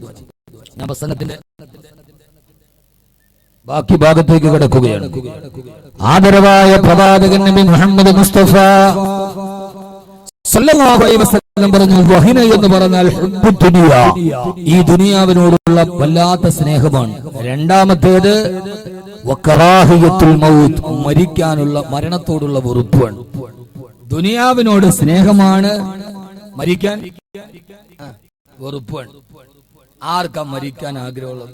ആർക്കെങ്കിലും ഉണ്ടോ? ഈ നിൽക്കുന്നവൻ ആരെങ്കിലും ഉണ്ടോ മരിക്കാൻ ആഗ്രഹമുള്ള ആളുകൾ? നമുക്കറിയാം ഞാൻ അടുത്ത നിമിഷം മരിക്കും, നമുക്ക് ഉറപ്പാണ്. അതിന്റെ കൂടെ നമുക്കൊരു ഉറപ്പും കൂടെ ഉണ്ട്, ഞാനിപ്പോ ഉടനെ ഒന്നും മരിക്കൂല, ഉടനെ മരിക്കുമെന്ന് ഉറപ്പുണ്ട്. അതോടൊപ്പം തന്നെ മനസ്സിലൊരു ചിന്ത, ഞാനിപ്പോഴൊന്നും മരിക്കൂല, മോളുടെ കല്യാണം കഴിയണം, അത് കഴിയണം, ഇത് കഴിയണം. മരിക്കാനുള്ള പേടി. എന്തിനാ സഹോദര മരിക്കാൻ പേടി? മരിക്കാൻ പേടിയുള്ളത് ജീവിക്കാൻ കൊതിയുള്ളവനാണ്. ജീവിക്കാൻ കൊതിയില്ലെങ്കിൽ പിന്നെ മരിക്കാൻ പേടിയുണ്ടാവും. ജീവിക്കാൻ കൊതി വല്ലാതെ ഉണ്ടെങ്കിലല്ലേ മരിക്കാൻ പേടിയുണ്ടാവും. ഞാൻ ഫലസ്തീനിൽ ഒരിക്കലും സിയാറത്തിന് പോയപ്പോ മഹാനായ സൽമാനുൽ ഫാരിസി റളിയല്ലാഹു അൻഹു ഖബർ സിയാറത്ത് ചെയ്യാൻ പോവാണ്. അപ്പോ ഫലസ്തീൻ കണ്ടാൽ നമുക്ക് കരച്ചിൽ വരും. ആ രീതിയിലാണ് ഫലസ്തീൻ. ഞാൻ നടന്നു മുമ്പിൽ കൊച്ചുകുട്ടി സ്കൂളിൽ പോവാണ്, ഒരു ഫലസ്തീനി ബാലൻ. ഞാൻ അവന്റെ വെറുതെ തോളിൽ കൈയിട്ട് കൂടെ കൂടി വിശേഷമൊക്കെ അറിയാം. ഒരു 10-11 വയസ്സുണ്ടാവും. അപ്പൊ അവനോട് ഞാൻ ചോദിച്ചു, മോനെ നിന്റെ വാപ്പ? അവൻ ആകാശത്തേക്ക് വിരൽ ചൂണ്ടിയിട്ട് പറഞ്ഞു, ഇലാ റഹ്മത്തില്ല, എന്റെ വാപ്പ അള്ളാഹുടെ റഹ്മത്തിലേക്ക് മരിച്ചു എന്നല്ല പറഞ്ഞത് ഫലസ്തീനെ കുട്ടികൾ. ഇസ്രയേൽ അല്ല, അവന്റെ അമ്മായപ്പൻ അമേരിക്കയുടെ ജാരസന്താനമായി ഇസ്രയേൽ ഒരു ജന്മം മുഴുവനും തകർത്താലും ഫലസ്തീൻ തകരില്ല. കാരണം ലോകത്തിലെ ഏറ്റവും കൂടുതൽ പ്രതിരോധ ശേഷിയുള്ള സ്ഥലമാണ് ഫലസ്തീൻ. ഏറ്റവും പ്രതിരോധ ശേഷി അവരുടെ മനസ്സിനാണ്. എങ്ങനെ അവരെ നമുക്ക് കൊല്ലാൻ പറ്റും? അവരെങ്ങനെ തകർക്കും? അവരെങ്ങനെയാ പിടിച്ചു നിന്നത്? ആധുനിക മുസ്ലിം സമൂഹം നേരിടുന്ന വെല്ലുവിളികൾ എങ്ങനെയാ അവരെ തകർക്കാൻ കഴിയാ? അല്ലാഹു നമ്മളെ കാത്തുരക്ഷിക്കട്ടെ. അതിൽ നിന്ന് അവരെ തകർക്കാൻ പറ്റില്ല. മോനെ നിന്റെ ഉമ്മ, എന്റെ ഉമ്മ എന്റെ വാപ്പയുടെ കൂടെ സ്വർഗത്തിൽ പോയി. മോനെ നിന്റെ സഹോദരങ്ങൾ, എന്റെ സഹോദരിമാരെ ഈ നരാധമന്മാർ ഇസ്രയേലിന്റെ പട്ടാളക്കാരുടെ നേരെ വിരൽ ചൂണ്ടിയിട്ട് ആ കുട്ടി പറഞ്ഞ് ഈ നരാധമന്മാർ കുന്നുകളഞ്ഞു. നമുക്ക് ഇസ്രയേലിലെ പട്ടാളക്കാരെ കണ്ട പേടി വരും. ഇങ്ങനെ പൂച്ച കണ്ണിങ്ങനെ നോക്കും. പക്ഷെ അവിടുത്തെ കുട്ടികൾ ബോൾ അടിച്ചിട്ട് അവർ നെഞ്ചത്തോട്ട് ഇടുക. ഞാൻ ബൈത്തുൽ മുഖദ്ദസിന്റെ മുമ്പിലൂടെ ഞങ്ങളിങ്ങനെ ഞങ്ങളുടെ ഗ്രൂപ്പ് അംഗങ്ങളൊക്കെ അസർ കഴിഞ്ഞിട്ട് അടക്കുകയാണ്. ബൈത്തുൽ മുഖദ്ദസിന്റെ മറുഭാഗത്ത് ഫലസ്തീനി കുട്ടികൾ ബോൾ അടിക്കുന്നുണ്ട്. ബോൾ കളിച്ചോളപ്പോൾ ഒരു ബോൾ വരും. ഇസ്രയേലി പട്ടാളക്കാരൻ തോക്കുമായിട്ടേക്ക് അവന്റെ കാലിൽ തട്ടി. അവൻ ഇവനിങ്ങനെ ശുദ്ധനായിട്ട് നോക്കി പറയും, ഇവൻ വിളിക്കണ അന്തരമാങ്ങാക്കാന്നല്ലേ അല്ലാഹുവേ സത്യമേ നീ എന്നെ പേടിപ്പിക്കണം. ആരാ ചോദിക്കണം? മീശ വളയ്ക്കാത്ത കുട്ടികൾ. അതാണ് ആ കുട്ടികൾ കണ്ടവരങ്ങ് പരിചയിച്ചു പോയി. അള്ളാഹു കാണാൻ തൗഫീക്ക് നൽകട്ടെ. അള്ളാഹു കാണാൻ തൗഫീക്ക് നൽകട്ടെ. കൊടകും ബാംഗ്ലൂരും ചിറാപ്പുഞ്ചി ഷില്ലോങ്ങും കണ്ടാ പോരാ, പൈസ ഉണ്ടാക്കിയിട്ട് ആദ്യത്തെ കിബില കാണാൻ പോകണം. ഫലസ്തീൻ കാണണം, ഇസ്രയേൽ കാണാൻ പോകണം. ഇസ്രയേലിലെ ടെല്ലവീവ് നഗരത്തിലെ ബീച്ചിന്റെ മറുഭാഗത്ത് കടലിന്റെ ഓരത്തൊരു പള്ളിയുണ്ട്. ആ പള്ളിയുടെ പേര് മസ്ജിദ് യൂനുസ് എന്നാണ്. ഇസ്രയേലിലെ ടെല്ലവീവ് നഗരത്തിന്റെ കടലോരത്തൊരു പള്ളിയുണ്ട്, മസ്ജിദ് യൂനുസ്. യൂനുസ് നബിയെ തിമിംഗലം പോയി വിഴുങ്ങിയിട്ട് അവിടെ വെച്ചിട്ടാണ് യൂനുസ് നബിയെ വെളിയിലാക്കിയത്. ആ ഭാഗത്ത് ഇപ്പോഴും പള്ളിയുണ്ട്. അവിടെ പോയ അള്ളാഹുടെ കുദ്റത്തിന് ഓർമ്മ വരും. അവിടെയൊക്കെ പോകാൻ അള്ളാഹു തൗഫീക്ക് നൽകട്ടെ. ഈ പണവും കെട്ടിപ്പിടിച്ച് മറ്റൊരുത്തന്റെ മുമ്പിൽ കാണിച്ചിട്ട് കാര്യമില്ല. പണക്കാർ രണ്ട് സൈസാണ്. ഒന്ന് മയില്, ഒന്ന് കസ്തൂരിമാൻ. തങ്ങൾക്ക് ഉപയോഗപ്പെട്ടില്ലെങ്കിലും പോണവർക്കൊക്കെ കൊടുക്കും. രണ്ട് ചില പണക്കാരുണ്ട്, അത് മയിലാണ്. മയിലായിട്ട് വലിയ മയിലിനെ കണ്ടിട്ടില്ലേ?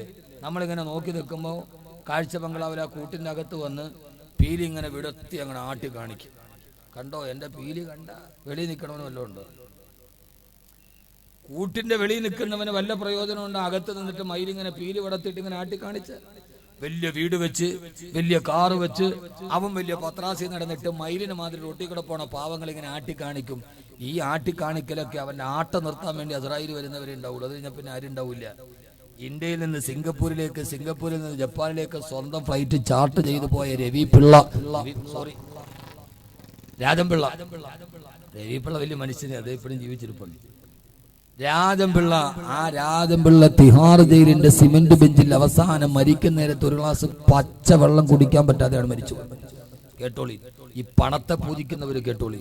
പണമാണ് ദൈവം, അത് കൊടുത്താൽ ഉറവ വറ്റിപ്പോകുമെന്ന് കരുതുന്ന ആളുകൾ കേട്ടോളീൻ. രാജംപിള്ളയ്ക്ക് സ്വന്തം ഫ്ലൈറ്റ് ഉണ്ടായിട്ടും ബ്രിട്ടാനിയ കമ്പനി ബിസ്ക്കറ്റിന്റെ സാമ്രാജ്യത്തിന്റെ അധിപനെ പച്ചവെള്ളം കുടിക്കാനില്ലാതെയാണ് മരിച്ചുപോയത്. പണം ഉണ്ട് എന്ന് പറഞ്ഞത് കൊണ്ട് കഴിയില്ല. അത് അവസാനം പ്രയോജനം ചെയ്യപ്പെടണമെന്നില്ല. അതുകൊണ്ട് പണവും കെട്ടിപ്പിടിച്ചിരിക്കാൻ അള്ളാഹിന്റെ മാർഗത്തിൽ കൊടുക്കാൻ വേണ്ടി പരിശ്രമിക്കും. അള്ളാഹു തൗഫീക്ക് നൽകട്ടെ. അള്ളാഹു തൗഫീക്ക് നൽകട്ടെ. അള്ളാഹു തൗഫീക്ക് നൽകുമാറാകട്ടെ. അതുകൊണ്ട് മരിക്കാൻ പേടിയുണ്ടാവുക. ആ കുട്ടി എന്നോട് പറഞ്ഞ എന്റെ സഹോദരിമാരെ ഈ ഇസ്രായേലി പട്ടാളക്കാരെ ബലാത്സംഗം ചെയ്തു. ഞാൻ അവനോട് ചോദിച്ചു, മോനെ വാപ്പയില്ലാതെ ഉമ്മയില്ലാതെ ആരുമില്ലാതെ ഒറ്റക്ക് നീ ഇവിടെ താമസിക്കണ്ട, എന്റെ കൂടെ വാ, നിന്നെ ഞാൻ ഇന്ത്യയിൽ കൊണ്ടുപോയി പഠിപ്പിച്ചു നല്ല ഡോക്ടറും എഞ്ചിനീയറും ആക്കാം. ഇത് കേട്ട കുട്ടി എന്റെ കയ്യവന്റെ തോളിൽ നിന്ന് തട്ടി. എന്നിട്ട് അവൻ ചോദിച്ചു, നിന്റെ കൂടെ വന്ന ഡോക്ടറും എഞ്ചിനീയറും ആകാനല്ലേ പറ്റൂ, നിന്റെ കൂടെ വന്ന ഷഹീദാവാൻ പറ്റില്ലല്ലോ. ഞാൻ ഈ ഫലസ്തീനിൽ ഷഹീദാവാൻ നിൽക്കുകയാണ്. 11 വയസ്സുള്ള കുട്ടി എന്നോട് പറഞ്ഞ മറുപടിയാണ്. തട്ടി ഞാൻ അവന്റെ വാക്കിന് മുമ്പ് പേടിച്ച് പതറിപ്പോയി. അതേവരെ അറിയാവുന്ന അറബിയിൽ അവനോട് ഇങ്ങനെ പറഞ്ഞു വരികയാണ്. നമ്മുടെ അറബി അവരോട് പറഞ്ഞാൽ മനസ്സിലാവില്ല. അവർ ഈജിപ്തുകാർ ജാ പറയില്ല, ഗിബാൽ ഗിദ്ദാം ഗുദ്ദാനെ പറയും. എന്നാണ് ജബൽ എന്നൊന്നും പറഞ്ഞ അവർക്കറിയില്ല. ഗിബൽ യാ അല്ലാഹ്, ഗിബാൽ ഗിദ്ദാം എന്ന് പറഞ്ഞ എന്താ? മിസ്രികളോട് അറബി പറഞ്ഞാൽ മനസ്സിലായി. അവര് ജീമ പറയൂല. യാ അല്ലാഹ് യാ അല്ലാഹ് യാ അല്ലാഹ് ഗിബാൽ ഗിദ്ദാം എന്നാ മുമ്പിൽ മലയുണ്ടെന്നാണ് അതിന്റെ അർത്ഥം. ആ കുട്ടി എന്നോട് പറഞ്ഞ് എനിക്ക് ഷഹീദാവാൻ കഴിയില്ലല്ലോ. അവർ ഷഹീദാവാൻ തീർച്ചയാക്കിയവരാ. ജീവിക്കാൻ കൊതിയുണ്ടെങ്കിലല്ലേ പിന്നെ മരിക്കാൻ പേടിയുണ്ടാവും. അതുകൊണ്ടാണ് തൂക്കുകയർ മുമ്പിൽ കണ്ടപ്പോ മഹാനായ ഹുബൈബ് റളിയല്ലാഹു അൻഹുവിനോട്, ഹുബൈബ് ലൈക നഈമുദ് ദുനിയാ,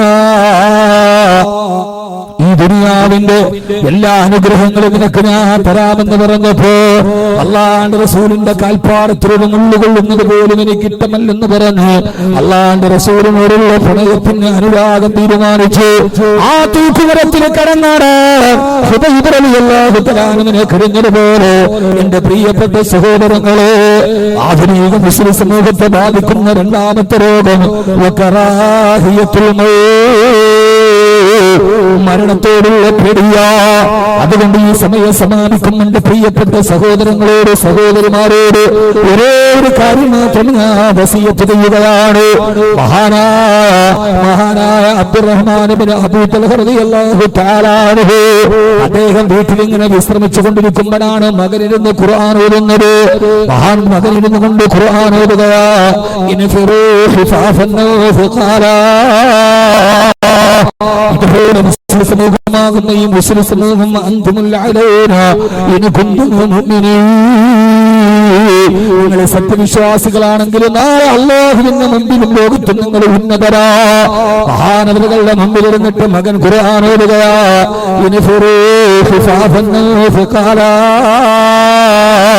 നിങ്ങളെ ശക്തിയുണ്ടാകട്ടെ, ശക്തിയില്ലാതിരിക്കട്ടെ, വൃദ്ധനാകട്ടെ, യുവാവാകട്ടെ, അള്ളാഹുവിന്റെ മാർഗത്തിൽ ഇറങ്ങി തിരിക്കുക. പ്രിയപ്പെട്ട പൊന്നുമകൻ വീട്ടിലിരുന്ന് ഈ ഖുർആൻ ഓതുമ്പോ മഹാനായ അബൂ തൽഹ റളിയല്ലാഹു തആല ഇത് കേൾക്കുകയാണ്. ആ സമയത്ത് മഹാനവറുകളുടെ പ്രായം 80 വയസ്സാണ് പ്രായം. ഇസ്ലാമിക ചരിത്രത്തിന്റെ ചഞ്ചലമായ ചരിത്രത്തിന്റെ ഏടാണിത്. 80 വയസ്സായി വാർദ്ധക്യത്തിന്റെ അവശതയിലും വിവശതയിലും ഇരിക്കുന്ന അബൂ തൽഹ റളിയല്ലാഹു അൻഹു തന്റെ മകനിരുന്ന് ഖുർആൻ ഓതുമ്പോ ഈ ആയത്ത് കേട്ടിട്ട് ചാടിയെഴുന്നേൽക്കുകയാ. ശക്തിയുണ്ടെങ്കിലും ഇല്ലെങ്കിലും അല്ലാഹുവിന്റെ മാർഗത്തിൽ പോരാടണേ. അബൂ തൽഹ റളിയല്ലാഹു അൻഹു ചാടിയെഴുന്നേറ്റിട്ട് മകനോട് പറഞ്ഞു, മകനെ ജഹിസൂനി, വാപ്പാനെ തയ്യാറാക്കുമോനെ. എവിടെ കാണുപ്പ? അല്ലാഹുവിന്റെ ഖുർആൻ പറഞ്ഞത് കേട്ടില്ലേ? വ്യക്തി അവസ്ഥയാണെങ്കിലും വിവശതയാണെങ്കിലും കഴിവുണ്ടെങ്കിലും ഇല്ലെങ്കിലും അല്ലാഹുവിന്റെ മാർഗത്തിൽ യുദ്ധം ചെയ്യാൻ ഖുർആൻ പറഞ്ഞതല്ലോ. അത് കേട്ടിട്ടിരിക്കാൻ കഴിയുന്നില്ല, അത് കേട്ടിട്ട് എനിക്ക് സഹിക്കാൻ കഴിയുന്നില്ല. മക്കളെ ജഹിസൂനി, എന്നെ നിങ്ങൾ തയ്യാറാക്കണേ. മക്കള് പറഞ്ഞു, ഇപ്പ 80 വയസ്സായല്ലോ. വേണ്ട മക്കളെ, അവസാനം 80ാമത്തെ വയസ്സിൽ വാർദ്ധക്യത്തിന്റെ അവശതയിൽ പടച്ചട്ട അണിഞ്ഞ് ഉടവാടെടുത്ത് മഹാനായ അബൂ തൽഹ റളിയല്ലാഹു അൻഹു യുദ്ധത്തിന് പോവുകയാ. അന്ന് യുദ്ധം നടക്കുന്നത് മെഡിറ്ററേനിയൻ കടലിലാണ്. റോമാ സാമ്രാജ്യത്തിനെതിരെ മെഡിറ്ററേനിയൻ കടലുകളിൽ ഏതാണ്ട് 1000-ഓളം കപ്പലുകൾ, ചെറു കപ്പലുകൾ കെട്ടിയിട്ട് ആ കെട്ടിയിട്ട കപ്പലുകളുടെ പ്ലാറ്റ്ഫോമിൽ നിന്നിട്ട് 3 ലക്ഷത്തോളം വരുന്ന റോമക്കാരോട് യുദ്ധം ചെയ്യുകയാണ്. അസ്ഹാബുൻ നബിയിൽ മുസ്തഫ സല്ലല്ലാഹു അലൈഹി വസല്ലമ. ആധുനിക ലോകത്തിന് മുസ്ലിം അനുഭവിക്കുന്ന ദുരിതങ്ങളോട് സമാനമുള്ള കഥ. അന്ന് മുസ്ലിമിന് ഇല്ലാതെ പോയ പടയണിയുടെ കഥ. മെഡിറ്ററേനിയൻ കടലിന്റെ തിരമാലകൾ ആഞ്ഞടിക്കുന്ന മെഡിറ്ററേനിയൻ കടല് ആയിരക്കണക്കിന് കപ്പലുകൾ ചേർത്ത് വെച്ചിട്ട് നിന്ന മുകൾ തട്ടിൽ നിന്ന് സഹാബത്ത് യുദ്ധം ചെയ്യുകയാണ്. ആനകളുമായിട്ടാണ് യുദ്ധം ചെയ്യുന്നത്. ആദ്യമായി ആനകളോട് യുദ്ധം ചെയ്യേണ്ടി വരുന്ന സഹാബത്ത് മുഴുവനും പേടിച്ചോടത്. മഹാനായ അബൂ തൽഹ റളിയല്ലാഹു അൻഹു 80ാമത്തെ വയസ്സിൽ പട നയിച്ചു. അവസാനം യുദ്ധക്കളത്തിൽ പോയി വെട്ടി മഹാനവറുകൾ യുദ്ധത്തിൽ മുറിവേറ്റ് ബോധരഹിതനായി താഴേക്ക് വീണു. രോഗിയായി കിടന്ന് 80ാമത്തെ വയസ്സിൽ അല്ലാഹുവിന്റെ ഖുർആന്റെ ആയത്ത് കേട്ടപ്പോ, ഈ ആയത്ത് ഇതിനു മുമ്പ് അബൂ തൽഹ റളിയല്ലാഹു അൻഹു പാരായണം ചെയ്തിട്ടുണ്ട്, ഇതിനു മുമ്പ് അത് കേട്ടിട്ടുണ്ട്. പക്ഷേ ഒരു പ്രത്യേക സാഹചര്യത്തിൽ ഇസ്ലാം വെല്ലുവിളി അഭിമുഖീകരിച്ചു കൊണ്ടിരുന്ന കാലഘട്ടത്തിൽ ഈ ആയത്ത് കേട്ടപ്പോ മഹാനവറുകൾ 80ാമത്തെ വയസ്സിൽ വാർദ്ധക്യത്തിന്റെ ജീവിതത്തിന്റെ സായാഹ്നഘട്ടത്തിൽ മഹാനവറുകൾ യുദ്ധം ചെയ്ത് ബോധരഹിതനായി താഴെ വീട്. ആ വാഴ്ചയിൽ അബൂ തൽഹ റളിയല്ലാഹു അൻഹു വഫാത്തായി. സഹാബത്ത് യുദ്ധം കൊടുത്തിരിക്കുമ്പോ ഈ മഹാനായ അബൂ തൽഹ റളിയല്ലാഹു അൻഹു കപ്പലിന്റെ മേൽത്തട്ടിൽ ഷഹീദായി. മഹാനവറുകളെ കബറടക്കാൻ സ്ഥലമില്ലാതെ എന്ത് ചെയ്യണമെന്നറിയാതെ സഹാബത്ത് വിഷമിക്കുന്നു. ആ തലക്കുന്ന മെഡിറ്ററേനിയന്റെ തിരമാലകളുടെ ആരവങ്ങളുടെ നടുവ് അബൂ തൽഹ റളിയല്ലാഹു അൻഹുവിന്റെ മയ്യത്ത് കബറടക്കണം. ചിന്തിക്കണേ ചെറുപ്പക്കാരാ, നമുക്കല്ലേ മരിക്കാൻ പേടിയുള്ളത്, നമുക്കല്ലേ ഒടുക്കത്തെ ദുനിയാവിനോട് കൊതിയുള്ളത് പെങ്ങളെ. അവസാനം ഒരു കപ്പലിന്റെ കെട്ടറുത്തുണ്ട്. ആ കപ്പലിന്റെ അബൂ തൽഹ റളിയല്ലാഹു അൻഹുവിന്റെ മയ്യത്തുമായി സഹാബത്ത് മെഡിറ്ററേനിയൻ കടലിലൂടെ നീന്തി തുടിക്കുകയാണ്. 80ാമത്തെ വയസ്സിൽ അല്ലാഹുവിന്റെ ദീനിനു വേണ്ടി ഷഹീദായ സഹാബിയുടെ മയ്യത്തും വെച്ചുകൊണ്ട് മെഡിറ്ററേനിയൻ കടലിലൂടെ കപ്പൽ മുമ്പോട്ട് നീങ്ങി. എവിടെയാണെന്നറിയില്ല. ഏതാണ്ട് 10 ദിവസത്തോളം ആ മയ്യത്തുമായി കപ്പൽ കടലിൽ കറങ്ങി നടന്നു. എന്റെ പ്രിയപ്പെട്ട ചെറുപ്പക്കാരാ, ആരും ചിന്തിക്കണ്ട, ആ 10 ദിവസമായിട്ടും മയ്യത്തിന്റെ യാതൊരുവിധ ഭാവമാറ്റം വന്നിട്ടില്ല. സഹാബത്ത് പറയാ, ഷഹീദായ അബൂ തൽഹ റളിയല്ലാഹു അൻഹുവിന്റെ മയ്യത്ത് കപ്പലിൽ കിടക്കുന്നത് കണ്ടാൽ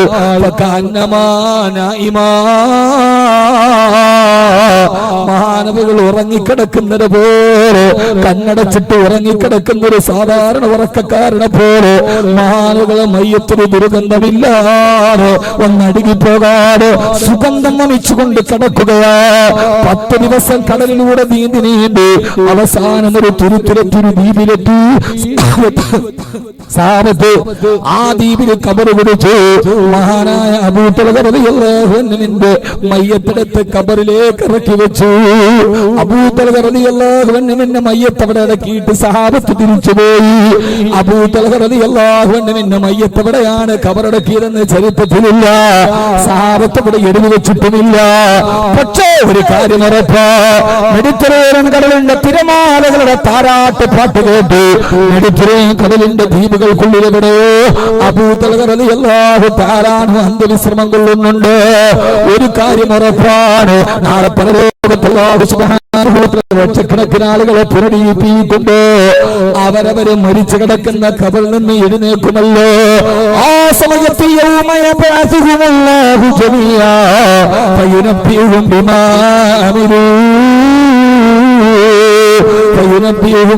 അമിലൂ അല്ലാഹു എഴുന്നേൽപ്പിച്ചു നിർത്തുമ്പോ ജീവിതത്തിൽ ചെയ്ത കർമ്മങ്ങളെ കുറിച്ച് പടച്ചിറപ്പിനോട് വിളിച്ചു പറയുമ്പോ അബൂ തൽഹ റളിയല്ലാഹു അൻഹു മെഡിറ്ററേനിയൻ കടലിന്റെ തിരമാലകൾ മുത്തം വെച്ചു കൊടുക്കുന്ന ദ്വീപിന്റെ മണൽത്തരിക്കുള്ളിലോ അടക്കപ്പെട്ട ഖബറിൽ നിന്ന് എഴുന്നേറ്റ് വരുമ്പോ എന്റെ പ്രിയപ്പെട്ട സഹോദരാ, ആധുനിക മുസ്ലിം സമൂഹത്തിന് ബാധിക്കുന്ന ഏറ്റവും പ്രധാനപ്പെട്ട രോഗം മരണത്തെ കുറിച്ചുള്ള പേടിയാ, മരണത്തെ കുറിച്ചുള്ള പേടിയാ. ആ സമയത്ത് അല്ലാഹുവിന്റെ റസൂലിന്റെ സഹാബത്തിനെ പോലെ യുദ്ധത്തിൽ വാളുകൊണ്ടുള്ള വെട്ടേറ്റിട്ട് വലത്തെ കൈപ്പത്തി കൈവെട്ടേറ്റ് താഴെ വീഴുമ്പോ താഴെ കൈപ്പത്തി ഇങ്ങനെ തൂങ്ങിക്കിടക്കുകയാണ്. ആ കൈപ്പത്തിയുടെ വേദന സഹിക്കാൻ കഴിയാതെ വരുമ്പോ തന്റെ ആ മുറിഞ്ഞു തൂങ്ങിക്കിടക്കുന്ന കൈപ്പത്തി താഴേക്ക് വെച്ച് ആ കൈപ്പത്തിയിലെ കിടത്തെ കാല് ചവിട്ടിപ്പിടിച്ച് കയ്യൊന്നും മേപ്പോട്ട് വലിക്കുമ്പോ തൂങ്ങിക്കിടക്കുന്ന കൈപ്പത്തി 2 കഷണമായി ഭൂമിയിൽ വീട് വേദന തിരിച്ചു വിളിച്ചുള്ള പോലെ ആ തൂങ്ങിക്കിടക്കുന്ന കൈപ്പത്തി കാലിലേക്ക് വെച്ചിട്ട് ചവിട്ടിയൊരൊറ്റ വലിയ വേദന സഹിച്ചുകൊണ്ട് കൈപ്പത്തി താഴേക്ക് വീണ് താഴെ കിടന്നിട്ട് തന്റെ കൈപ്പത്തി ഇങ്ങനെ പടയുമ്പോ കൈ തണ്ടയിൽ നിന്ന് രക്തം തടം തള്ളിയാ തുടങ്ങവേ വേദന കൊണ്ട് സഹിക്കാൻ കഴിയാതെ യുദ്ധത്തിൽ നിന്ന് തിരിഞ്ഞു പോകേണ്ട അവസ്ഥ വരുമ്പോ താഴെ കിടക്കുന്ന കൈപ്പത്തിയെ നോക്കിയിട്ട്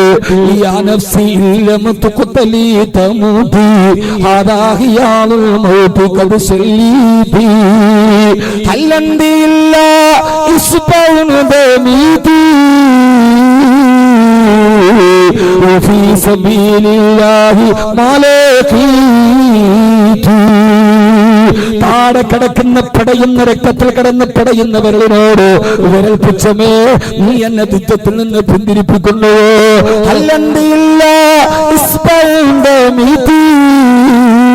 കവിത പാടുകയാണ്.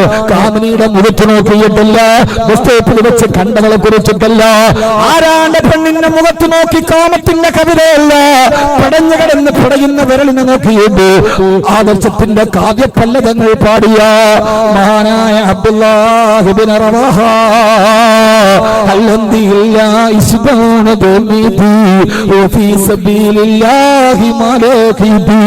എന്റെ കൈവിരലേ, നീ എന്തിനു നീ നിരാശപ്പെടണം? അല്ലാഹുവിന്റെ മാർഗത്തിൽ നീ വെട്ടിമുറിക്കപ്പെട്ടതല്ലോ. യാ നഫ്സി തുഖ്തലു തമൂതി ഹദാഹിയാലു മൗത് കബസല്ലീതി. എന്റെ ഈ ശരീരം അല്ലാഹുവിന്റെ ദീനിനു വേണ്ടി ഞാൻ അർപ്പിച്ചതാ. അതുകൊണ്ട് സഹോദരങ്ങളെ, പ്രതിബന്ധികളും പ്രതിഹാസങ്ങളും പരിഹാസങ്ങളും ഒക്കെ നമ്മളെ ചൂന്നു നിൽക്കുമ്പോ ആ സമയത്ത് പടച്ചറപ്പിന് അടിമയാകാ. അബൂ തൽഹ റളിയല്ലാഹു അൻഹുവിനെ പോലെ 80-ാമത്തെ വയസ്സിൽ ഖുർആന്റെ ആയത്ത് കേൾക്കുമ്പോ അല്ലാഹുവിന്റെ ദീനിനു വേണ്ടി ഇറങ്ങി അവസാന കപ്പൽ തട്ടിൽ മരിച്ചു വീട് കടലിന്റെ നടുവിൽ അടക്കം ചെയ്യപ്പെട്ട മഹാനായ അബൂ തൽഹത്തുൽ അൻസാരി റളിയല്ലാഹു തആല അൻഹു. ഞാൻ അവസാനിപ്പിക്കട്ടെ. കരിവിചാരിറ്റബിൾ സൊസൈറ്റി നടത്തിയ ഈ നാട്ടിലെ സേവന തൽപരരായ ഈ സായി നാട്ടിലെ പാവപ്പെട്ട അഗതികളെയും അനാഥകളെയും നിരാലംബരെയും നിരാശ്രയരെയും നിദ്രാവിഹീനരെയും ഇന്ന് നമ്മളൊക്കെ വീട്ടില് 12 തരം കറി കൂട്ടിയിട്ട് മിട്ടാന ഭോജനം നടത്തി കിടത്തിറങ്ങുമ്പോ അങ്ങകലെ പോയി ഹോട്ടലിന്റെ പിന്നാമ്പുറങ്ങളിൽ ഒരു നേരത്തെ ഭക്ഷണത്തിന് വേണ്ടി തെരുവ് നായ്ക്കളോട് കടുപിടി കൂടുന്ന നമ്മളൊക്കെ ഒരു കൊതുകിന് പോലും കടന്നു വരാത്ത ശീതീകരിച്ച കോൺക്രീറ്റ് സൗധത്തിന്റെ ഉള്ളിൽ കിടന്നിറങ്ങുമ്പോ ആകാശത്ത് ചോർന്നൊലിക്കുന്ന പുതിർത്തു പെയ്യുന്ന മഴക്കാലത്ത് ചോർന്നൊലിക്കുന്ന ചെറ്റപ്പുരകളിൽ അന്തിയുറങ്ങാൻ കഴിയാറ് കടത്തിണ്ണകളിൽ വിറകുകൊള്ളികളെ പോലെ വിറങ്ങലിച്ച് കിടക്കുന്ന പാവങ്ങൾക്ക് വേണ്ടി തങ്ങളുടെ ജീവിതത്തിന്റെ തിരക്കിന്റെ ഇടയിൽ ഇറങ്ങിയ കരിവിന്റെ പ്രിയപ്പെട്ട പ്രവർത്തകര് അവരെ മുൻനിർത്തിയിട്ട് പറയട്ടെ. അബൂ തൽഹ റളിയല്ലാഹു അൻഹു ആരാന്ന് നിങ്ങൾക്കറിയോ? 80ാമത്തെ വയസ്സിൽ വെറുതെ ഇറങ്ങിപ്പോയതല്ല. ആരാ അബൂ തൽഹ? അല്ലാഹുവിന്റെ ഖുർആനിൽ ആയത്തിറങ്ങി ലൻ തനാലുൽ ബിർറ ഹത്താ തുൻഫിഖു മിമ്മാ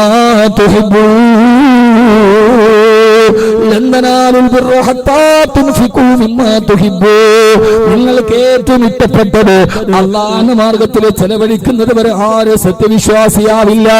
ഈ ആയത്തിറങ്ങിയ ഉടനെ അബൂ തൽഹ റളിയല്ലാഹു അൻഹു ഇലാ ഹളറത്തി റസൂലില്ലാഹ് സല്ലല്ലാഹു അലൈഹി വസല്ലമ നബിയെ ഖുർആനിൽ ആയത്തിറങ്ങി അവനവൻ ഏറ്റവും ഇഷ്ടപ്പെട്ടത് അല്ലാഹുവിന്റെ മാർഗത്തിൽ സദഖ ചെയ്യണമെന്ന്. എനിക്ക് ഏറ്റവും ഇഷ്ടപ്പെട്ടത് മദീനയിലെ ബൈർഹ എന്ന എന്റെ ഈത്തപ്പഴത്തോട്ടമാണ് നബിയെ.